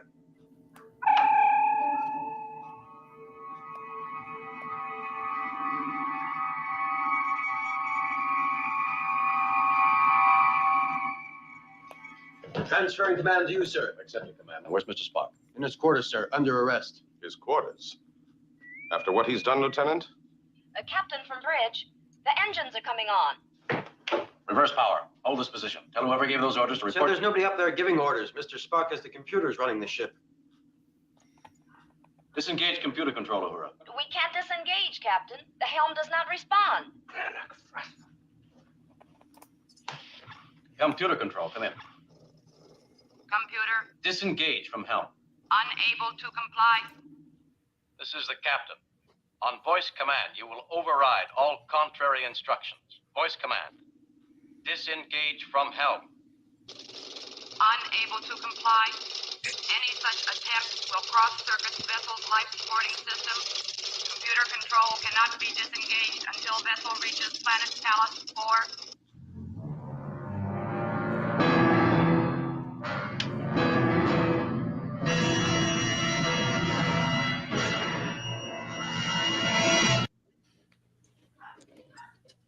Comments? Questions? Dun, dun, Not dun. really. It's a bit of a dick move. It's kind of fucking wild, man, because obviously Spock knows what's going on, and he just ends that scene and literally goes to a point of a commercial with him just hanging his head. Like, I think he knows that, like, he's really kind of fucked everybody on this one. I think he does. He understands that he's potentially bringing harm to everybody around him. Which is even more curious as to why he would do this, because that's not who he is. And I think that his human half, at the very least, is absolutely feeling guilty about this, but his Vulcan half will not allow him to stray from the course before him. Right. But it's going to get revealed that he knows exactly what the fuck he's doing the whole time. Mm-hmm. I'm not saying he doesn't know what he's doing. I'm saying he doesn't feel good about it. Yeah. Definitely, you can definitely see that there's remorse on his face. So, I mean, his human side is not buried that as deep as he likes to think so, or even, I guess, Bones thinks so. So. Oh, Ariel, I don't agree with you. I think it's like Samiel said. I think he's kind of struggling between two sides of himself, like the human and the Vulcan side. So, yeah, throughout the course of Star Trek, like that's kind of a key element of his character is the fact that he's at war with himself, constantly. He just plays it off like he's not. Yeah, I think it's a bit of I think he's playing a bit of a poker game with himself and everybody else. It's kind of like there's a part of him that's bluffing, like he doesn't give a shit. When, and I think that's the Vulcan is just kind of like pushing the human half aside, like, trying to say, no, we don't care. And it's like, well, it's a little more to it than that when it comes to emotions. I mean, look at fucking people. They try to bury their emotions and it doesn't fucking work. Eventually they come, bottling out, bubbling out the top. Well, this episode, he definitely is it's his human side, because I think he's doing this because he feels like he owes Pike, and so it's loyalty to Pike. But the Vulcan, if he was going by Vulcan logic, he'd be like, no, that doesn't make sense. Owing somebody, some sort of loyalty, it's like when you're non-command, they wouldn't go with that. So this definitely is from his human side. and I think it's also because he is surrounded and has been in the past by a crew like with Christopher Pike, like you said, but also he's learning from people. He's always learning. It's all about knowledge, but it's almost like having an AI that learns, but at some point actually starts feeling something, starts, transitioning to just being this logical thing and starts learning how to maybe feel and think different. So that's really cool. I like that.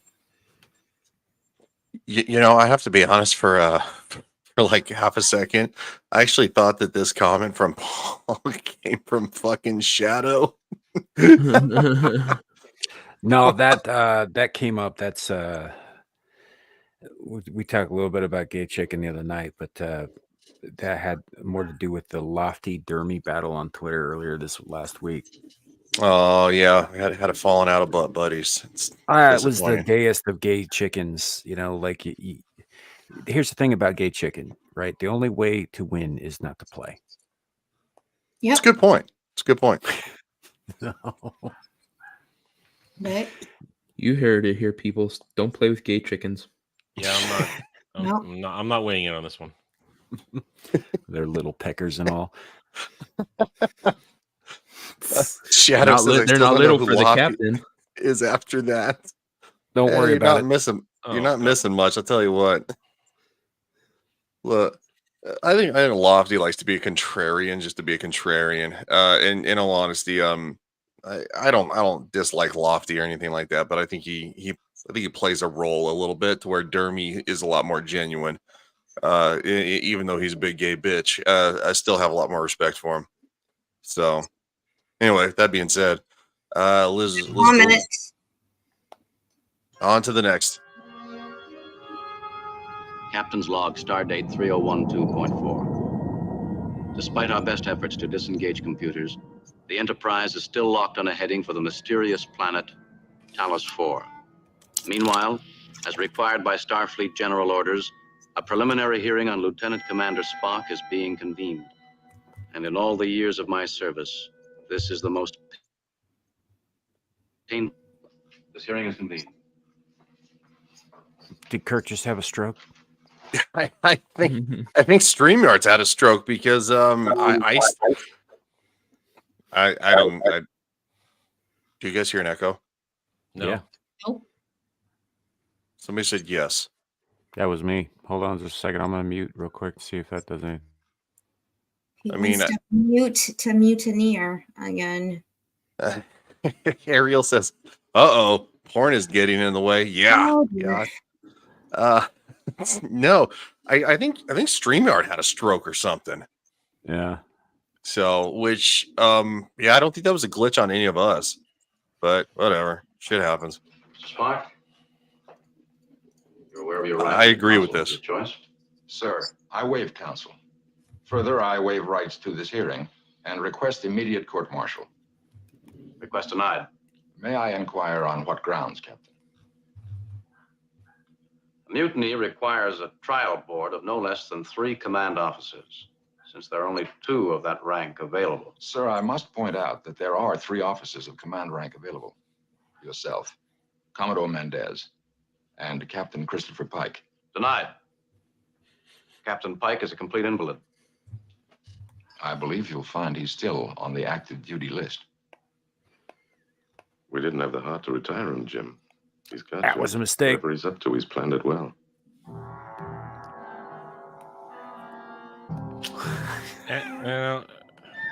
Well, we're not talking about episode 2 yet. I'm gonna leave that comment. I was gonna say until next week.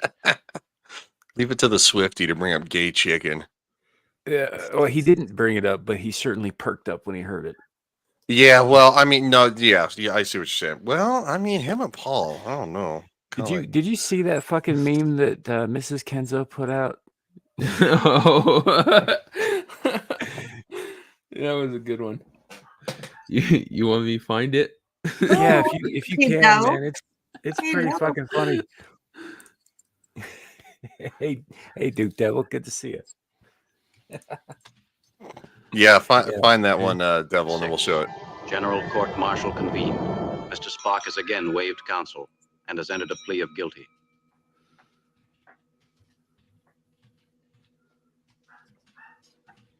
Mr. Spock, are you aware in pleading guilty that a further charge involving the death penalty must be held against you should this vessel enter the Talos Star Group?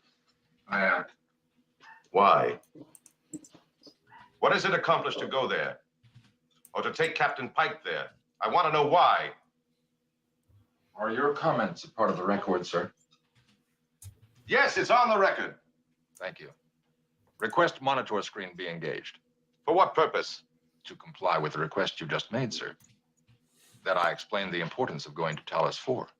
By asking him why you've opened the door to any evidence he may wish to present. Apparently what he had in mind. Present your evidence. Screen on. Yes, Ariel, they had to get dressed up. This is a court-martial. They had to be in their dress uniforms for this. Samuel, This is the 13 years dog ago. in space. The dog in space. There we go. I shared my screen. Hold on. Yeah, okay, hold on. Here we go. All right. Gosh, that's the wrong one. There we go. Oh my. Oh my god.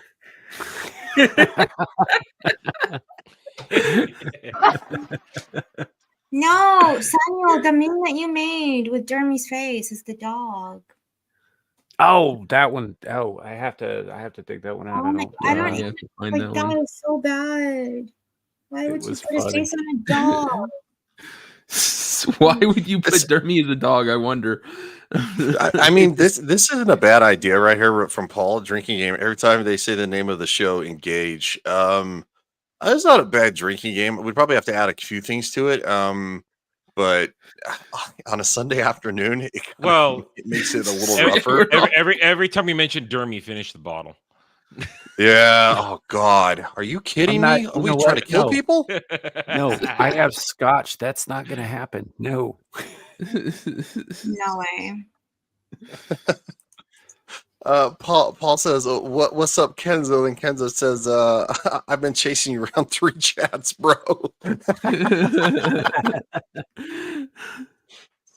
Wait, what is going on? Too Just close your eyes and hold out your hand. We'll show you. Sorry, Anna. That's fine. That's all right. So back to Star Trek. Enterprise. Tiny Tierney Hooker's a pervert. And its commander, Christopher Pike. Well, those tiny hands can only hold so much. Jesus Christ. Are you what? Who said that? Who said that? Adam? Who do you think? Damn, dude, you are so lucky because I respect you and I think you're intelligent and smart. If I didn't, I would slap you. I learned to slap and practice it.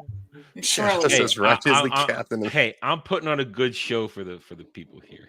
Yeah. It's fine. I mean, to agree with what Shadu says here, I mean, rapey Kirk is a thing. Just saying. Very much. It's very much a thing.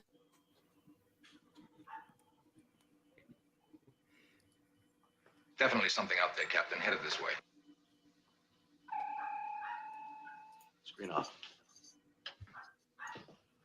Chris, was that really you on the screen? That's impossible. Mr. Spock, no vessel makes record tapes in that detail, that perfect. What were we watching? I cannot tell you at this time, sir. Captain Pike, were any record tapes of this nature made during your voyage? I gotta say, I really appreciate the workaround God they is give not obliged answer to to this view for evidence without why they're knowing it, seeing it from of that course. angle. Unless the court asks a prisoner why, Commodore. You did ask that question. You mean I was maneuvered into asking? Your evidence is out of order. I am forced to contest that, Commodore. I want to see more. You have that right, Captain. But just because the prisoner is your first officer and your personal friend... That has nothing to do with it. Very well. Continue. Screen on, Mr. Scott. No, it's something else. There's still something out there. As I stated, gentlemen, this was 13 years ago. We were on routine patrol when the ship's sensors detected something ahead. At first, we were not certain what it was. It's coming the speed of light. Oh, female Spock. Number one. Yep.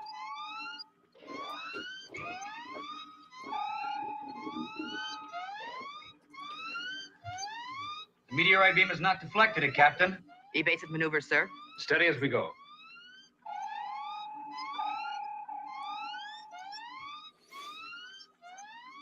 It took a while, but I did find that meme, Anna.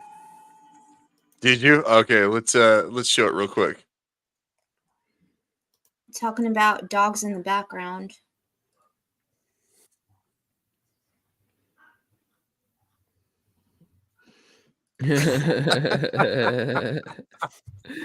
It's very nice, very nice.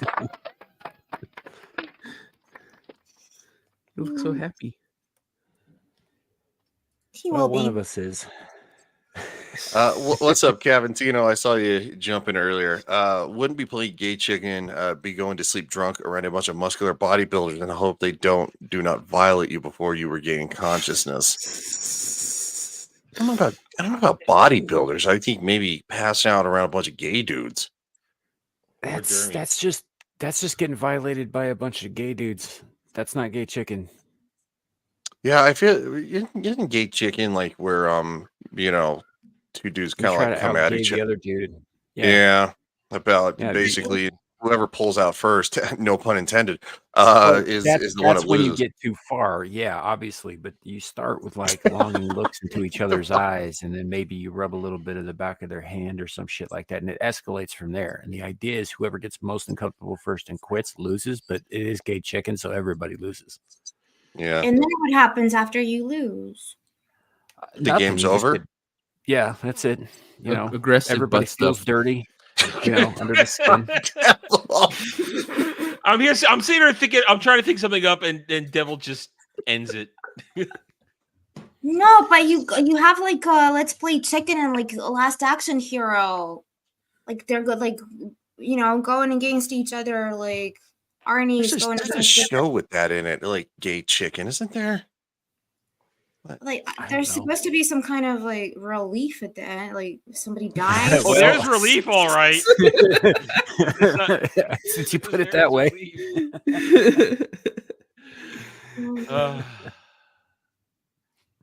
Yeah, well, Paul, every drummer is the worst out of like in a band. I mean, nobody I likes knew the a drummer once, yeah, who would hang out on the side wings of a stage during other band sets and smoke cigarettes with his asshole to throw their drummer off time.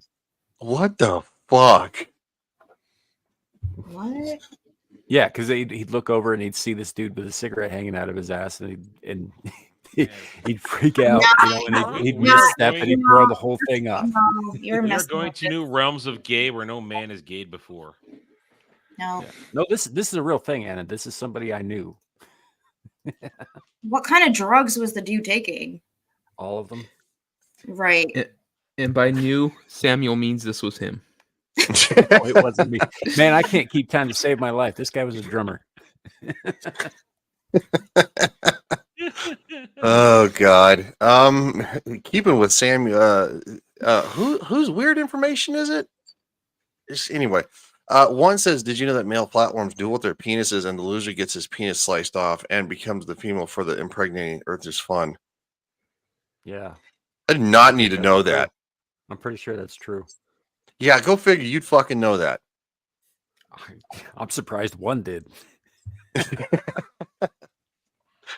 Paul says, "Give me that drummer's number." Oh, he might be dead, dude. That guy did a lot of drugs. This was like 20 years ago.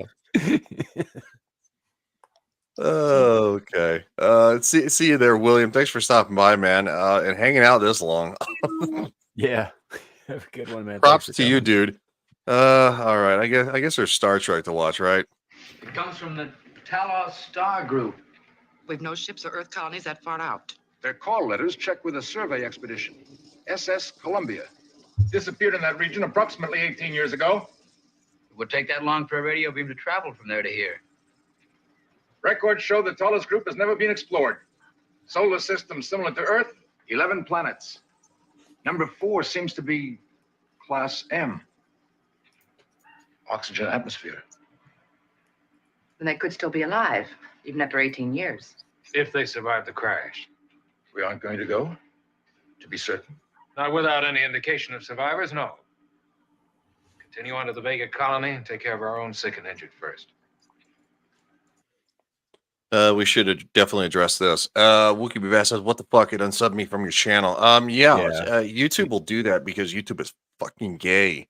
Yeah, he's talking about my channel, and yeah, they will do that periodically. Like I gained probably 6 subscribers this weekend, and I have 2 of them. It unsubbed. Either they had subbed or it unsubbed them. At least 4 people this weekend. Yeah, YouTube likes to play shenanigans like that, and they say it's called the weekend purge, and it's definitely a thing. They say they purge the bots from your channel. I think it's horse shit. I think they unsub active subscribers if you have bad opinions. Yeah, and seeing as how I do most of my streaming on the weekends, like generally whatever subs I gain, it's 2 steps forward, 3 steps back. Yup. Yep. Fuck you too. And everybody in our sphere too that talks about that has quote bad opinions seems to have this issue, the weekend purge, and they have people who are active members in the chat get unsubbed, and then they're like, "I was unsubbed and I don't know why," and it's like, that's weird. Yeah, and if we're being perfectly honest, you don't even have to have the bad opinions yourself. You just have to be a known associate of someone who does. That's a good point too. It's a good point. But pretty much everybody here has what would be considered bad opinions. If you've ever made a video about Disney being screwed up or anything like that, or talking about bad about Amazon. Amazon was a big one. That was a big long haul there too. For the I Rings said of Power. a lot of mean things about Darth Schwab, so yeah. So it's can't. This is why we can't have nice things. Seriously. You have the helm. Maintain present course. Yes, sir. Martini time. It's true.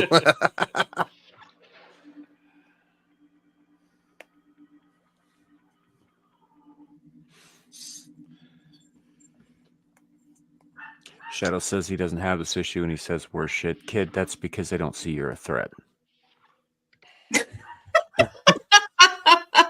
Oh. Jesus. Well, they don't. They don't see him as a threat. They may at some Well, point. Right now, actually, they don't. like Shaka has a great example. Yesterday, he was doing a stream doing Resident Evil 4 Remaster professional mode, and there was like some bot or something. And I saw like when I was watching him because I was watching him for like 4 hours, and the number of subscribers went to like 8 to like 6 to like 5. It just kept like bouncing up and down. It was really weird. I do want to say one real quick thing though. He says you're not wrong about that. Well, in all honesty, kid, you've been playing a lot of video games, and that's usually considered that's far down the list of things that are considered like, you know, bad opinions. Even if you are playing Game of Thrones.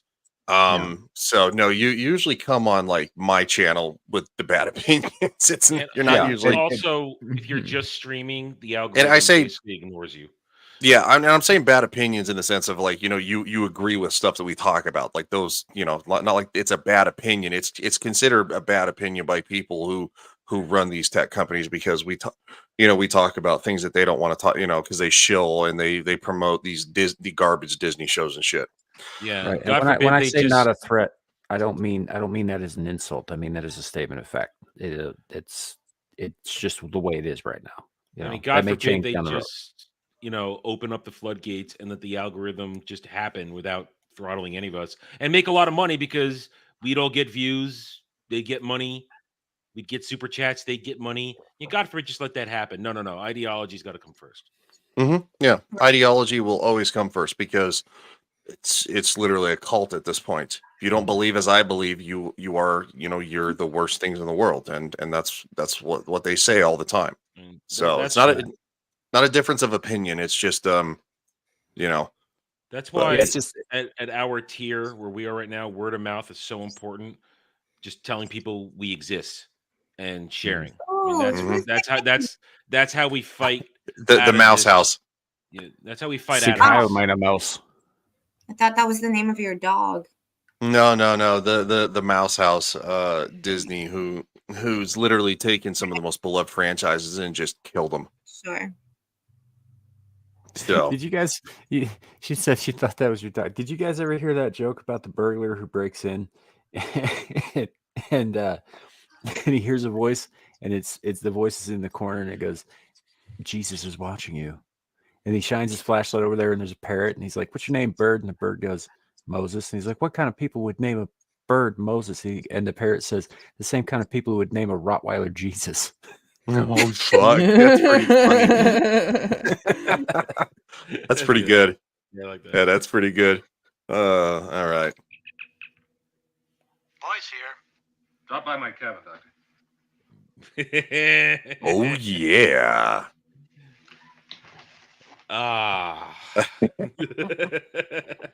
Hold on a sec. I got music for that.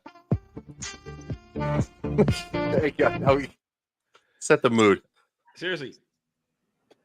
Why are you coming in your bathrobe, dude?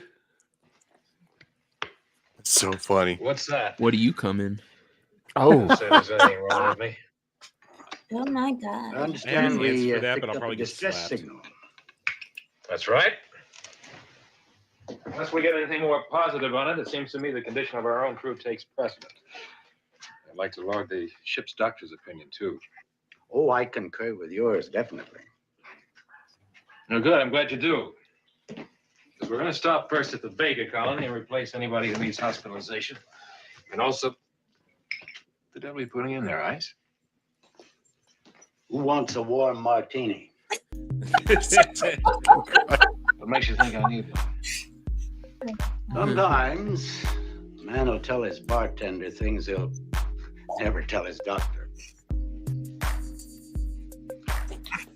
What's been on your mind, Chris? The fight on Rigel 7? Shouldn't it be? My own yeoman and 2 others dead, 7 injured. Was there anything you personally could have done to prevent it? Oh, I should have smelled trouble when I saw the swords and the armor. Instead of that, I let myself get trapped in that deserted fortress and attacked by one of their warriors. Chris, you set standards for yourself no one could meet. You treat everyone on board like a human being except yourself. Now sip that martini. Now you're tired and you... You bet I'm tired. You bet. I'm tired of I know. being Oh responsible man, my for bad, dude. 203 Sorry. lives. I'm tired of deciding which mission is too risky and which isn't, and who's going on the landing party and who doesn't, and who lives, and who dies. Well, you know what would relax you, Captain Pike? A martini with what we call a hot To the point of Cosby. finally taking my advice or resting. To the point of considering resigning.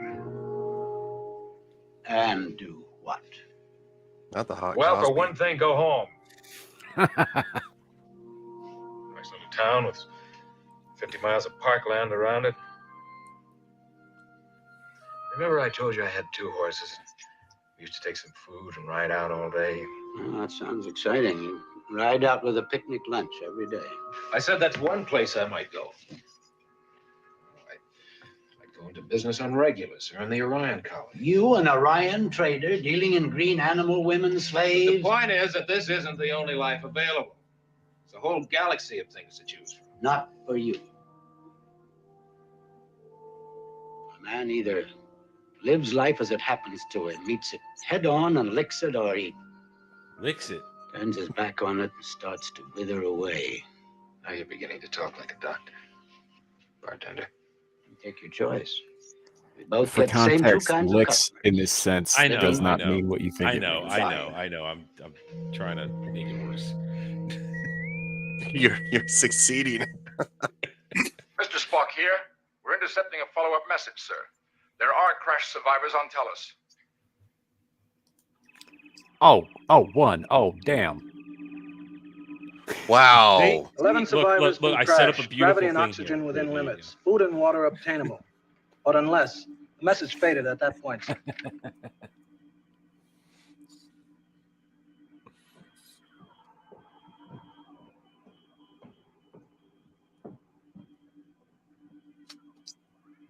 Address Intercraft. System open. This is the captain. Our destination is the Talos star group. Our time warp, factor 7. Now we're going to conveniently cut away from the computed and bad on the special effects of screen. going to warp. All decks have acknowledged, sir. Engage. Oh, that'd have been a drink. Off. Mr. Spock, I'm truly amazed at your technical prowess in somehow manufacturing all this. I like how they address I that they're congratulate you showing on your footage from imagination. a TV show. I know, right? It's a little meta. They're basically calling the original pilot to sell it to the studio that it's shit. It's like, oh Well, man, it's just they have to explain it somehow, because obviously, that's not it would not have been filmed like that, especially with cuts to the Telosians and watching them and all that stuff. So like they have to explain somehow how this footage is on their screen on the Enterprise in current day. And like the best thing what they ultimately come up with at the end of the episode, I'm totally okay with. But like right away, Spock's like, yeah, I can't answer that. That's just like don't have alcohol, but wait. Kenzo made a meme. I'll show it here. Do it. Okay, here's my screen. All right. Devil, that's just your balls. What the fuck? No, I'm just kidding. So I got and you guys, Brian, I told you. What the fuck, Kenzo? All right, I'm paying money to watch this animal fight. No, I ain't gonna do it. I don't know if I'm more disturbed by Dermy's my cat or Kenzo as Taylor Kenzo, Swift. yeah, it's Kenzo is Taylor Swift's cat. Yours, I know, I mean, you're the devil, whatever. But Kenzo, man, what the fuck? He's steering into the skid. It's even worse that like the Dermy's cat is his open mouth and hissing. It's all kinds of creepy. Anna started drinking because of this. Oh god! Taylor Swift herself. Alcoholic. It's freaking Polish pickles. Oh, what the hell, woman? Paul Show has that a Polish again. pickle. Team Pickle. What? Isn't that right, Paul? I got tikva shoni. Come on. Sounds awful. No, it's not. Lovely. That sounds awful. I like pickles, but that doesn't sound good. That sounds awful. It's really good for your gut, Captain. It's good for the digestive system. She's correct. It's got the same kind of enzymes that yogurt has. I'm gonna drink some. Well, all right. Well, fair enough. Fair enough. She says it's good for your gut. It's good for shit in your pants. Mm-hmm. Captain. I'm Anne Please from tell the court Poland. this is I not can tell. imagination. Record. Are we Polish seeing the pickle, actual events all of who do 13 can. years ago? Yes, gentlemen. On that screen, as it happened, the incredible experience of Captain Christopher Pike on Talos 4. If after witnessing this, the court wishes to turn this vessel back, I will release this ship to manual control. You're in no position to bargain. This is ridiculous. This man mutinied, stole your... Actually, he's in every position to fucking bargain. He has the ship under his control, and you can't fix it.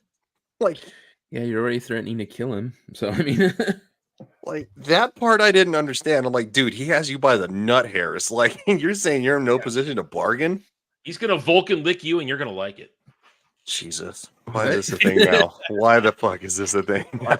I think the Commodore is operating under this under the assumption that that Spock is going to cooperate with the court martial, which he's right to do.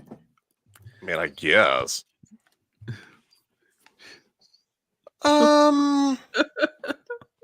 I This is think getting- I'm gonna go, cry and have some nightmares now.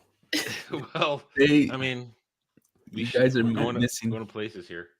You guys are missing out on a key component. The other day, Paul and Melee K have been having kind of a war because he Pickles, doesn't like yep. pickles, and she loves pickles, and so it's become this pickle war between the two of them, and people are taking sides. Yeah, I'm So Team Pickle.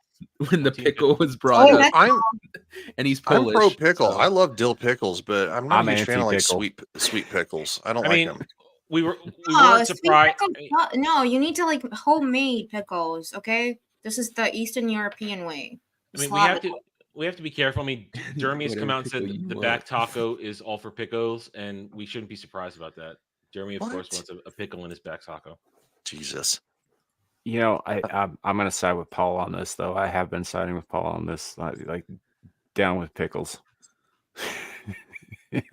I hate pickles.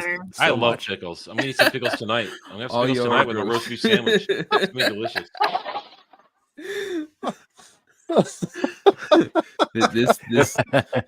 This is the next civil war right here.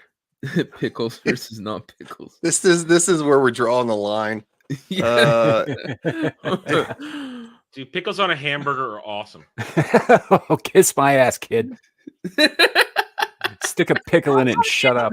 You go to like a fast food restaurant and you're like, don't put any pickles in there. I'm telling you what, the chat is talking about fucking pickles now. We have yeah, This is Devil's right. This is bleeding over from a larger war. yeah, this is gonna start being a thing, isn't it? Blood will flow in the Great Pickle War.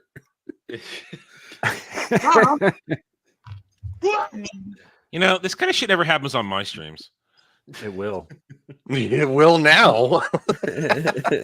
So there's Law and Order on my streams, not this degenerate back. I like taco how pickle Samuel shit. says it all creepy too, and he's like, "It will." My chat is nice and quiet. They're just sitting there watching us do shit. No. We're Mu- talking Star Trek. They're talking pickles and back Motherfucker, Samuel and I will purposely come into your chat tomorrow night and start the fight. No, I will be in the chat for the first part. He's Obviously, always but there, I will yes. come on stream and start the fight. Oh fuck yeah. Fuck yeah. I know you. Oh god. I will Well, eat pickles live on stream. Oh, Dude. yeah. I'll I got buy a whole- some I got goddamn a pickles whole and leave them jar on stream. of baby whale dills in the fridge right now. You like baby pickles? Yeah, they fit in easier. Oh Yeah, my god, you like little we're pickles? jar buddies. I will eat everyone's pickle here on stream for $1 million. Oh, we know. We know you That's not will. news. That's old news, bitch. It's gonna get pretty sour though. Oh, Hey guys, Star Trek. It's Culver's, fucking Culver's. Ship thought it was abducted Captain over. Pike. Oh God. To me, this has gone far enough. We still haven't heard the full story. I vote to continue. Then I vote we do not. Deadlock. And Not since a I'm deadlock. There's still one member of the trial board to be heard from. very well, Captain Pike. It's up to you. Do we continue under these conditions? Will somebody just scratch my nose, please? That's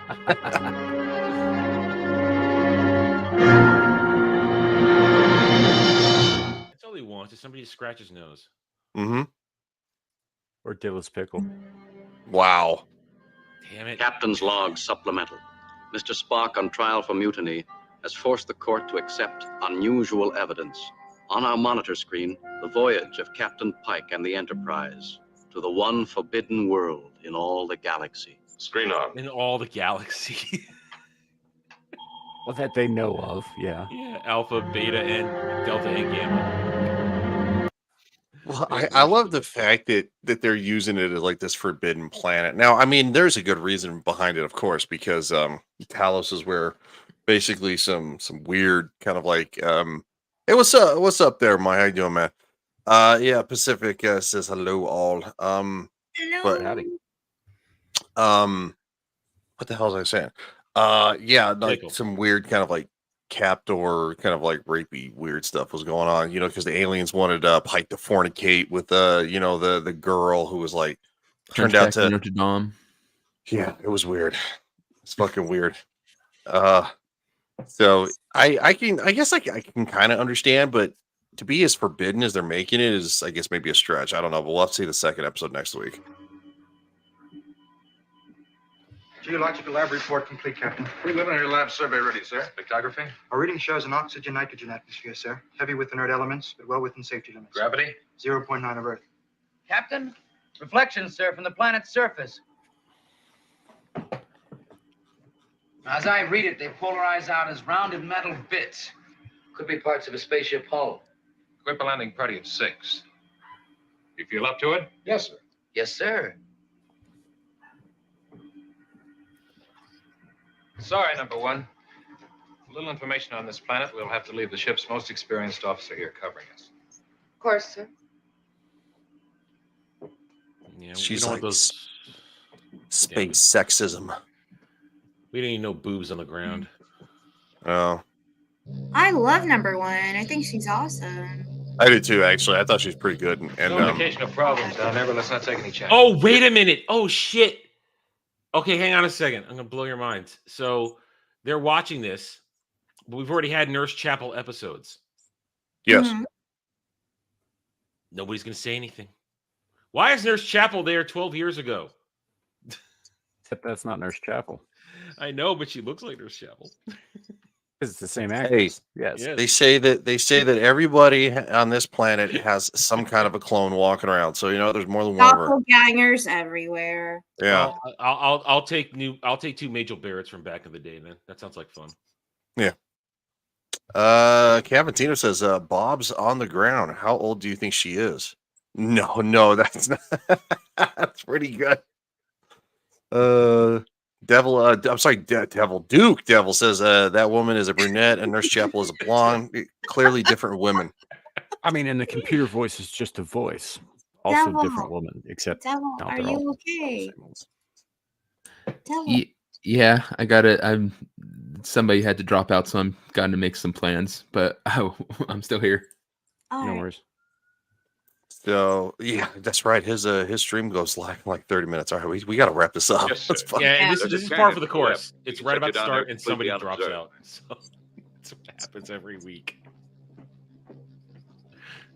It's way too many of them. What the hell? They're all wearing the same color shirts. How do you know which one's going to get off to prove the situation is serious? Yeah, that's a good point. Hey, you know what? We unionized, and we're not there. Union. Yeah, fucking space socialism. At one time, I'll support it for my brothers in red. Gray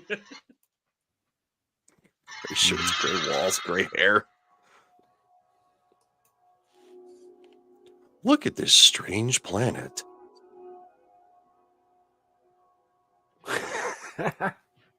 Clay pickles.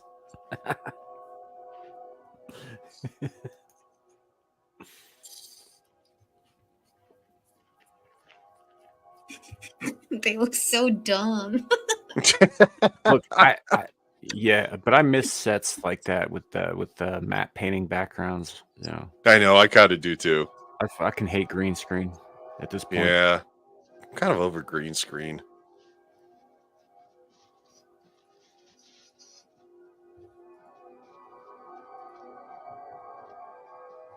The singing leaves.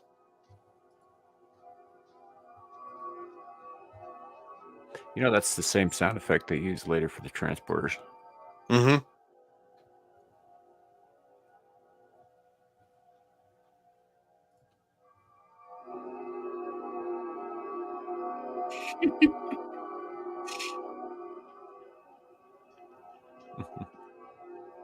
All right, get to the fucking people. Like, Jesus. Well, we have seen this already, so we could skip over this. You can probably skip some of the flashback stuff because we did do an entire episode on that episode. Yeah. We did. Obviously, they... Captain Christopher Pike, people. you can get... And God, she's there's... still a babe. Yeah. And there's the lady who they wanted Pike to fornicate Parents with. are dead. She was born almost as we crashed. See, like this part, why would this be on the Enterprise computer? Yeah, that's a good point.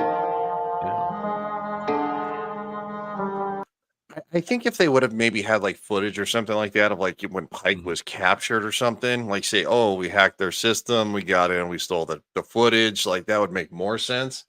But no, as it stands right now, it doesn't make sense. Pacific 414 is right too. This was initially, yeah, the original pilot with the cage was not aired initially, so this was the only way that people saw that footage at the time. But in the course of our adventure on the SS Engage, we have we started with the cage. So I think the first time the actual pilot was aired was in like 1980, right?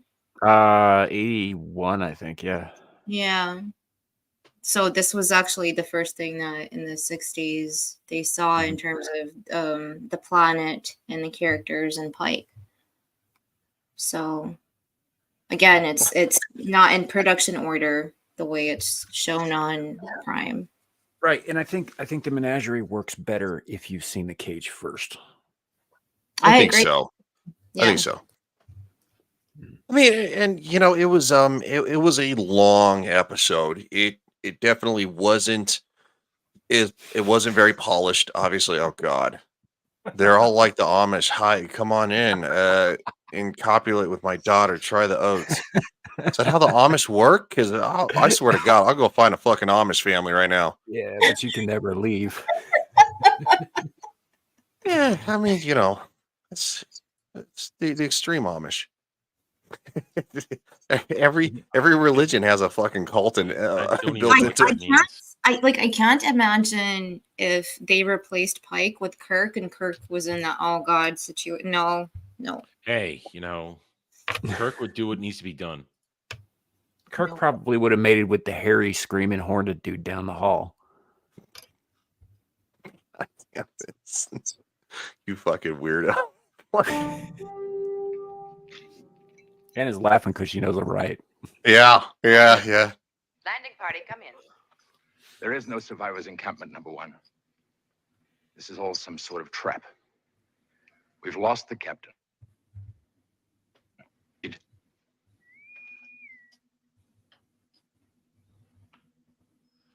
What is it? It's for Commodore Mendez. Fleet signal for you, sir. Go ahead, Uhura. Commodore Mendez, urgent. Subspace monitors show Enterprise receiving transmissions from planet Talos 4 in violation of Starfleet general orders. Receiving transmissions from Talos 4. And the images we've been seeing are coming from Talos 4, sir. Captain Kirk is hereby relieved. You are ordered to assume command of the Enterprise. Disable vessel if necessary to prevent further contact. Message sign, Comsol Starfleet Command. Mr. Spock, you're aware of the orders regarding any contact with Talos 4. You have deliberately invited the death penalty. You've not only finished yourself, Spock, but you finished your captain as well. Commodore must be aware that Captain Kirk knew nothing of this. And you're aware that a captain is responsible for everything that occurs on his ship. I order you to return this vessel back to manual control.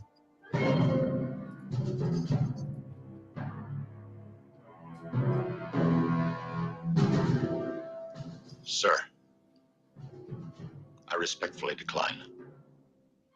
Very well, you've earned the consequences. This court is in recess.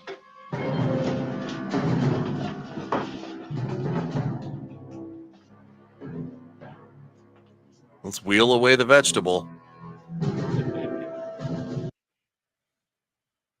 Real quick. I would agree with Pacific. The Cage is a must watch if you're doing an original series review. Yeah, that's a great point. I know that we showed that, but I just wanted to acknowledge that.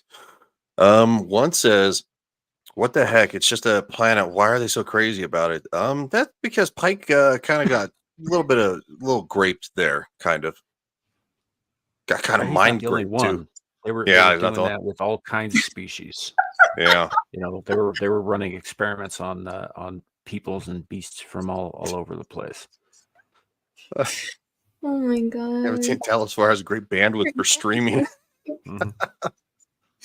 Duke says going to Talos 4 means the death penalty, so we kill the whole Enterprise. Yeah. It's kind of how it is.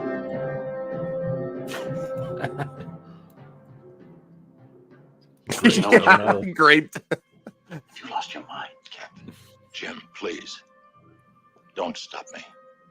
Don't let him stop me. It's your career and Captain Pike's life. You must see the rest of the transmission.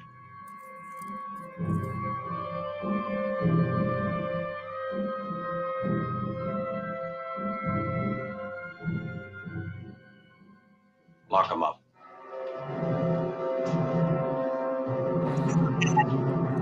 This is kind of huge. Yeah.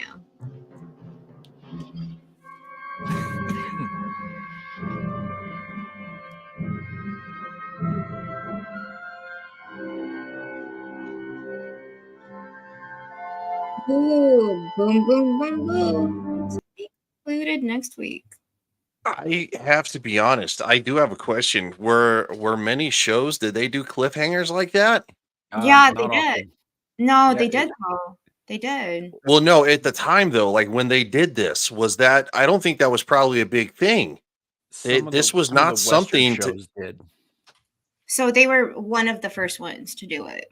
Yeah. They would have had to have been in the 60s. I mean, cliffhangers are a huge thing now, but in the time, no, I don't. There were a couple of them in shows like Gunsmoke. It kind of makes me wonder. And then, which was a Western, but yeah, there were a few shows that would do them, but it wasn't common then. No. Like Starsky and Hutch did it too. A little bit. Legatus brings up a point though. Same bat time, same bat channel. Yeah, the Batman show, Batman 66 actually did it all the time. So there's that. Doctor Who did it too. I didn't watch Doctor Who. Well, that's why you're the traitor and the mutineer. I've been told I should watch some Doctor Who. I've heard start around like season 7. And work yourself up to like season 12 and then work backwards because then you'll be more hooked for when it first started. So I kind of plan to do that. And I heard that from Gary, I believe a Nerderotic said, do it in that order, 7 to 12, and then go to season 1. So no, I definitely watch some fucking Doctor Who. I just like good television. So, and to be honest, I like the Adam West Batman. I love the Batman TV show. It's corny as fuck, but it's great. Right, but that wasn't the point in bringing it up. Was that they did cliffhangers like every other fucking week. Yeah, I don't think that the cliffhanger was a huge thing in television necessarily, no. And so to kind of see them say that basically to be continued was kind of cool. Well, I don't think that the Nielsen ratings that were really a thing until like the late 70s, early 80s. And this was 10 years before that. So it wasn't necessarily, they had to keep the studio on the hook for this show. but they didn't necessarily have to worry so much as they did later on about, you know, that sort of thing. So like in the 80s, you start seeing a lot of like cliffhanger season finales, right? And the hope with that is not just to keep the audience hooked, but basically to get the executives who are making the decisions to want to know what happens next so that they continue making your show. Right. You know, well, so, yeah. I was just gonna say, you know, that kind of concludes it. I think it's good to end on a cliffhanger, along with the show itself. So see, I mean, Samuel, I guess technically since you're in the brig now, it's my show again. So we'll start with the comm specialist, Anna. Thank you to my lovely crew members and everybody who beamed up. Lots of love. Thank you so much. Had a lot of fun bringing my pickles out, my Polish pickles. But they're the best. They're so good. Damn it, not another girl with pickles. God, Jesus, why does this keep happening to me? Thanks, Paul. Well, it's the way of the world these days. But one thing that will surprise you is on Wednesday, 7 p.m. Central Standard Time, I'm going to be interviewed by Dermy. Oh, you're going in the tiny chair? In the tiny chair? I'm not joking. Oh, well, So, I know you're not joking. That's why I said I'm sorry. You bring this upon yourself. No, that's fine. No, that's fine. I don't. That's fine. We're cool. You're gonna cool. hate him. Is he really though? I don't know. No, excuse him. What do you mean? Like We had a whole conversation. Yeah, it's gonna happen. So it's gonna be interesting because I actually said to him, "Do you think you're a journalist? You can actually hold a conversation with somebody who is a journalist?" And he's like, "Yes." And I'm like, "Okay, bring it on." Oh, I gotta watch this train wreck. Yeah, I'm gonna destroy him. Watch this. So that, and also Cyberpunk, and gonna be watching all of your shows too, and everybody in the chat who showed up and is streaming, watching our stuff. Going to hopefully find time to be there for you. So, but yeah, the Dermy thing is gonna be very interesting. I have to prepare myself. Yes, much like Anna said, the chat, you guys are the best. We appreciate you all. You don't prepare for Dermy, you just survive. That's That's a good point. Speaking of surviving Dermy, Adam, the red shirt. Hi, I am Adam, the Renaissance Nerd YouTube channel, the same name. You can catch me doing live streams and takes and reviews all week long tonight. Later on tonight, I plan on getting back into some Lords of the Fallen because I'm done streaming for the weekend. We're doing a boss fight tonight. I'm ready. I've been grinding a little bit off camera. Tomorrow night, 8:45 p.m. Eastern. I swear to God, I can speak. Mellow Mondays continues where we just sit back, have a nice chill time, talk about stuff, and nerd out. It's a good time. Rest of the week, topics will happen. I'll do videos. I got my first one for tomorrow already. They're Wheel of Time Season 3. We'll cover book 4, so they're skipping an entire book. They're skipping an entire book. That should be great. Anyway, throughout the rest of the week, you can also catch me on Ballbusters on Friday. And then next Saturday on Saturday Night Drive-In, myself and Jed the Hollywood Scholar, guests yet to be named, will be doing Alien. No S. Alien. The good one. Yeah. Yeah. Oh, wow. Two different types of movies. I said what I said. Yeah, you said what you said, and you're wrong. They are different movies, but no, I think the original Alien was better. So we said, and you're wrong. Anyway, and then I can say this, that next weekend, not this weekend, but next weekend, The Crow will be on Saturday Night Drive-In. We're going to watch The Crow. One of my favorite. Yeah. So we're doing that. And then next Sunday, we'll be back 2 p.m. Eastern on my channel for the round table. And of course, it's a busy gaming week. We got, as I said, more Lords of the Fallen. Going to play some more Star Trek Infinite. We've got Lord of the Rings Return to Moria dropping, and then next weekend, Spider-Man 2. Yeah. So let's get ready for that.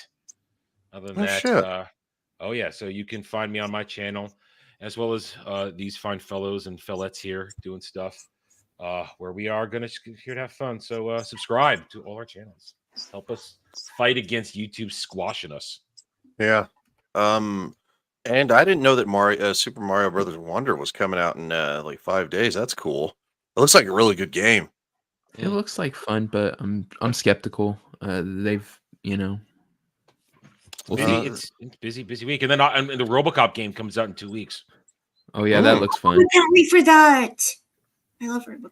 I can't. I'm not gonna get it right away though, because I will buy. Yeah, I'm gonna wait for games this week. you. No, I'm gonna wait for you to review it, and then I'll see. Well, it's gonna be a while because I'm literally spending the remainder of my budget this week for games for into next month. So it's gonna be a little bit. They are expensive these days, aren't they? Yeah, pretty much.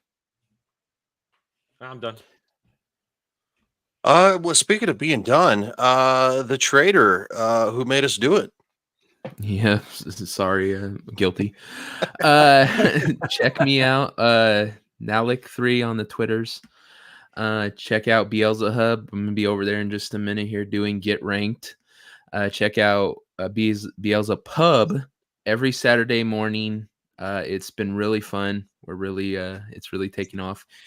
And otherwise, you can catch me on a ton of different stuff here every week. Later tonight, I got the Sunday Mayhem stream with Horny Alf, where we'll be playing Halo 3. On Adam's channel Monday, everywhere. Just find a show, and I'm probably on it. Let's just be honest. Yeah, that's a really fucking good point, dude. Devil is fucking everywhere. He is Legion.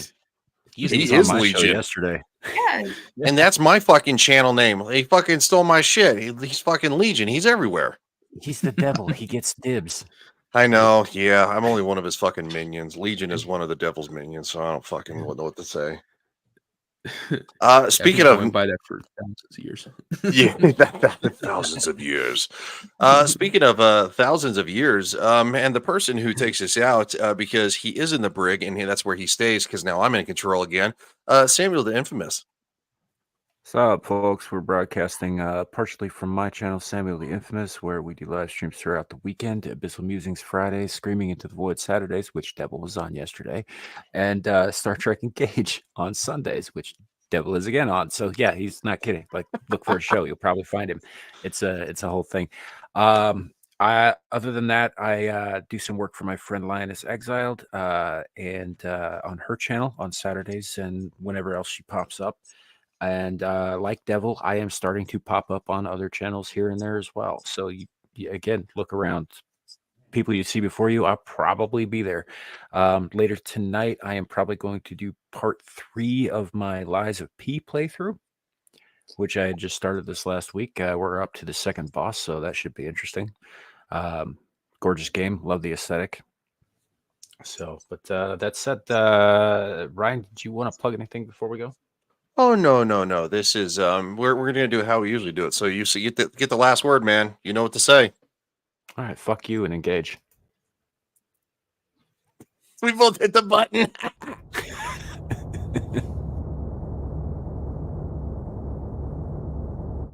You know, back when I was in the academy, we would follow every toast with a song.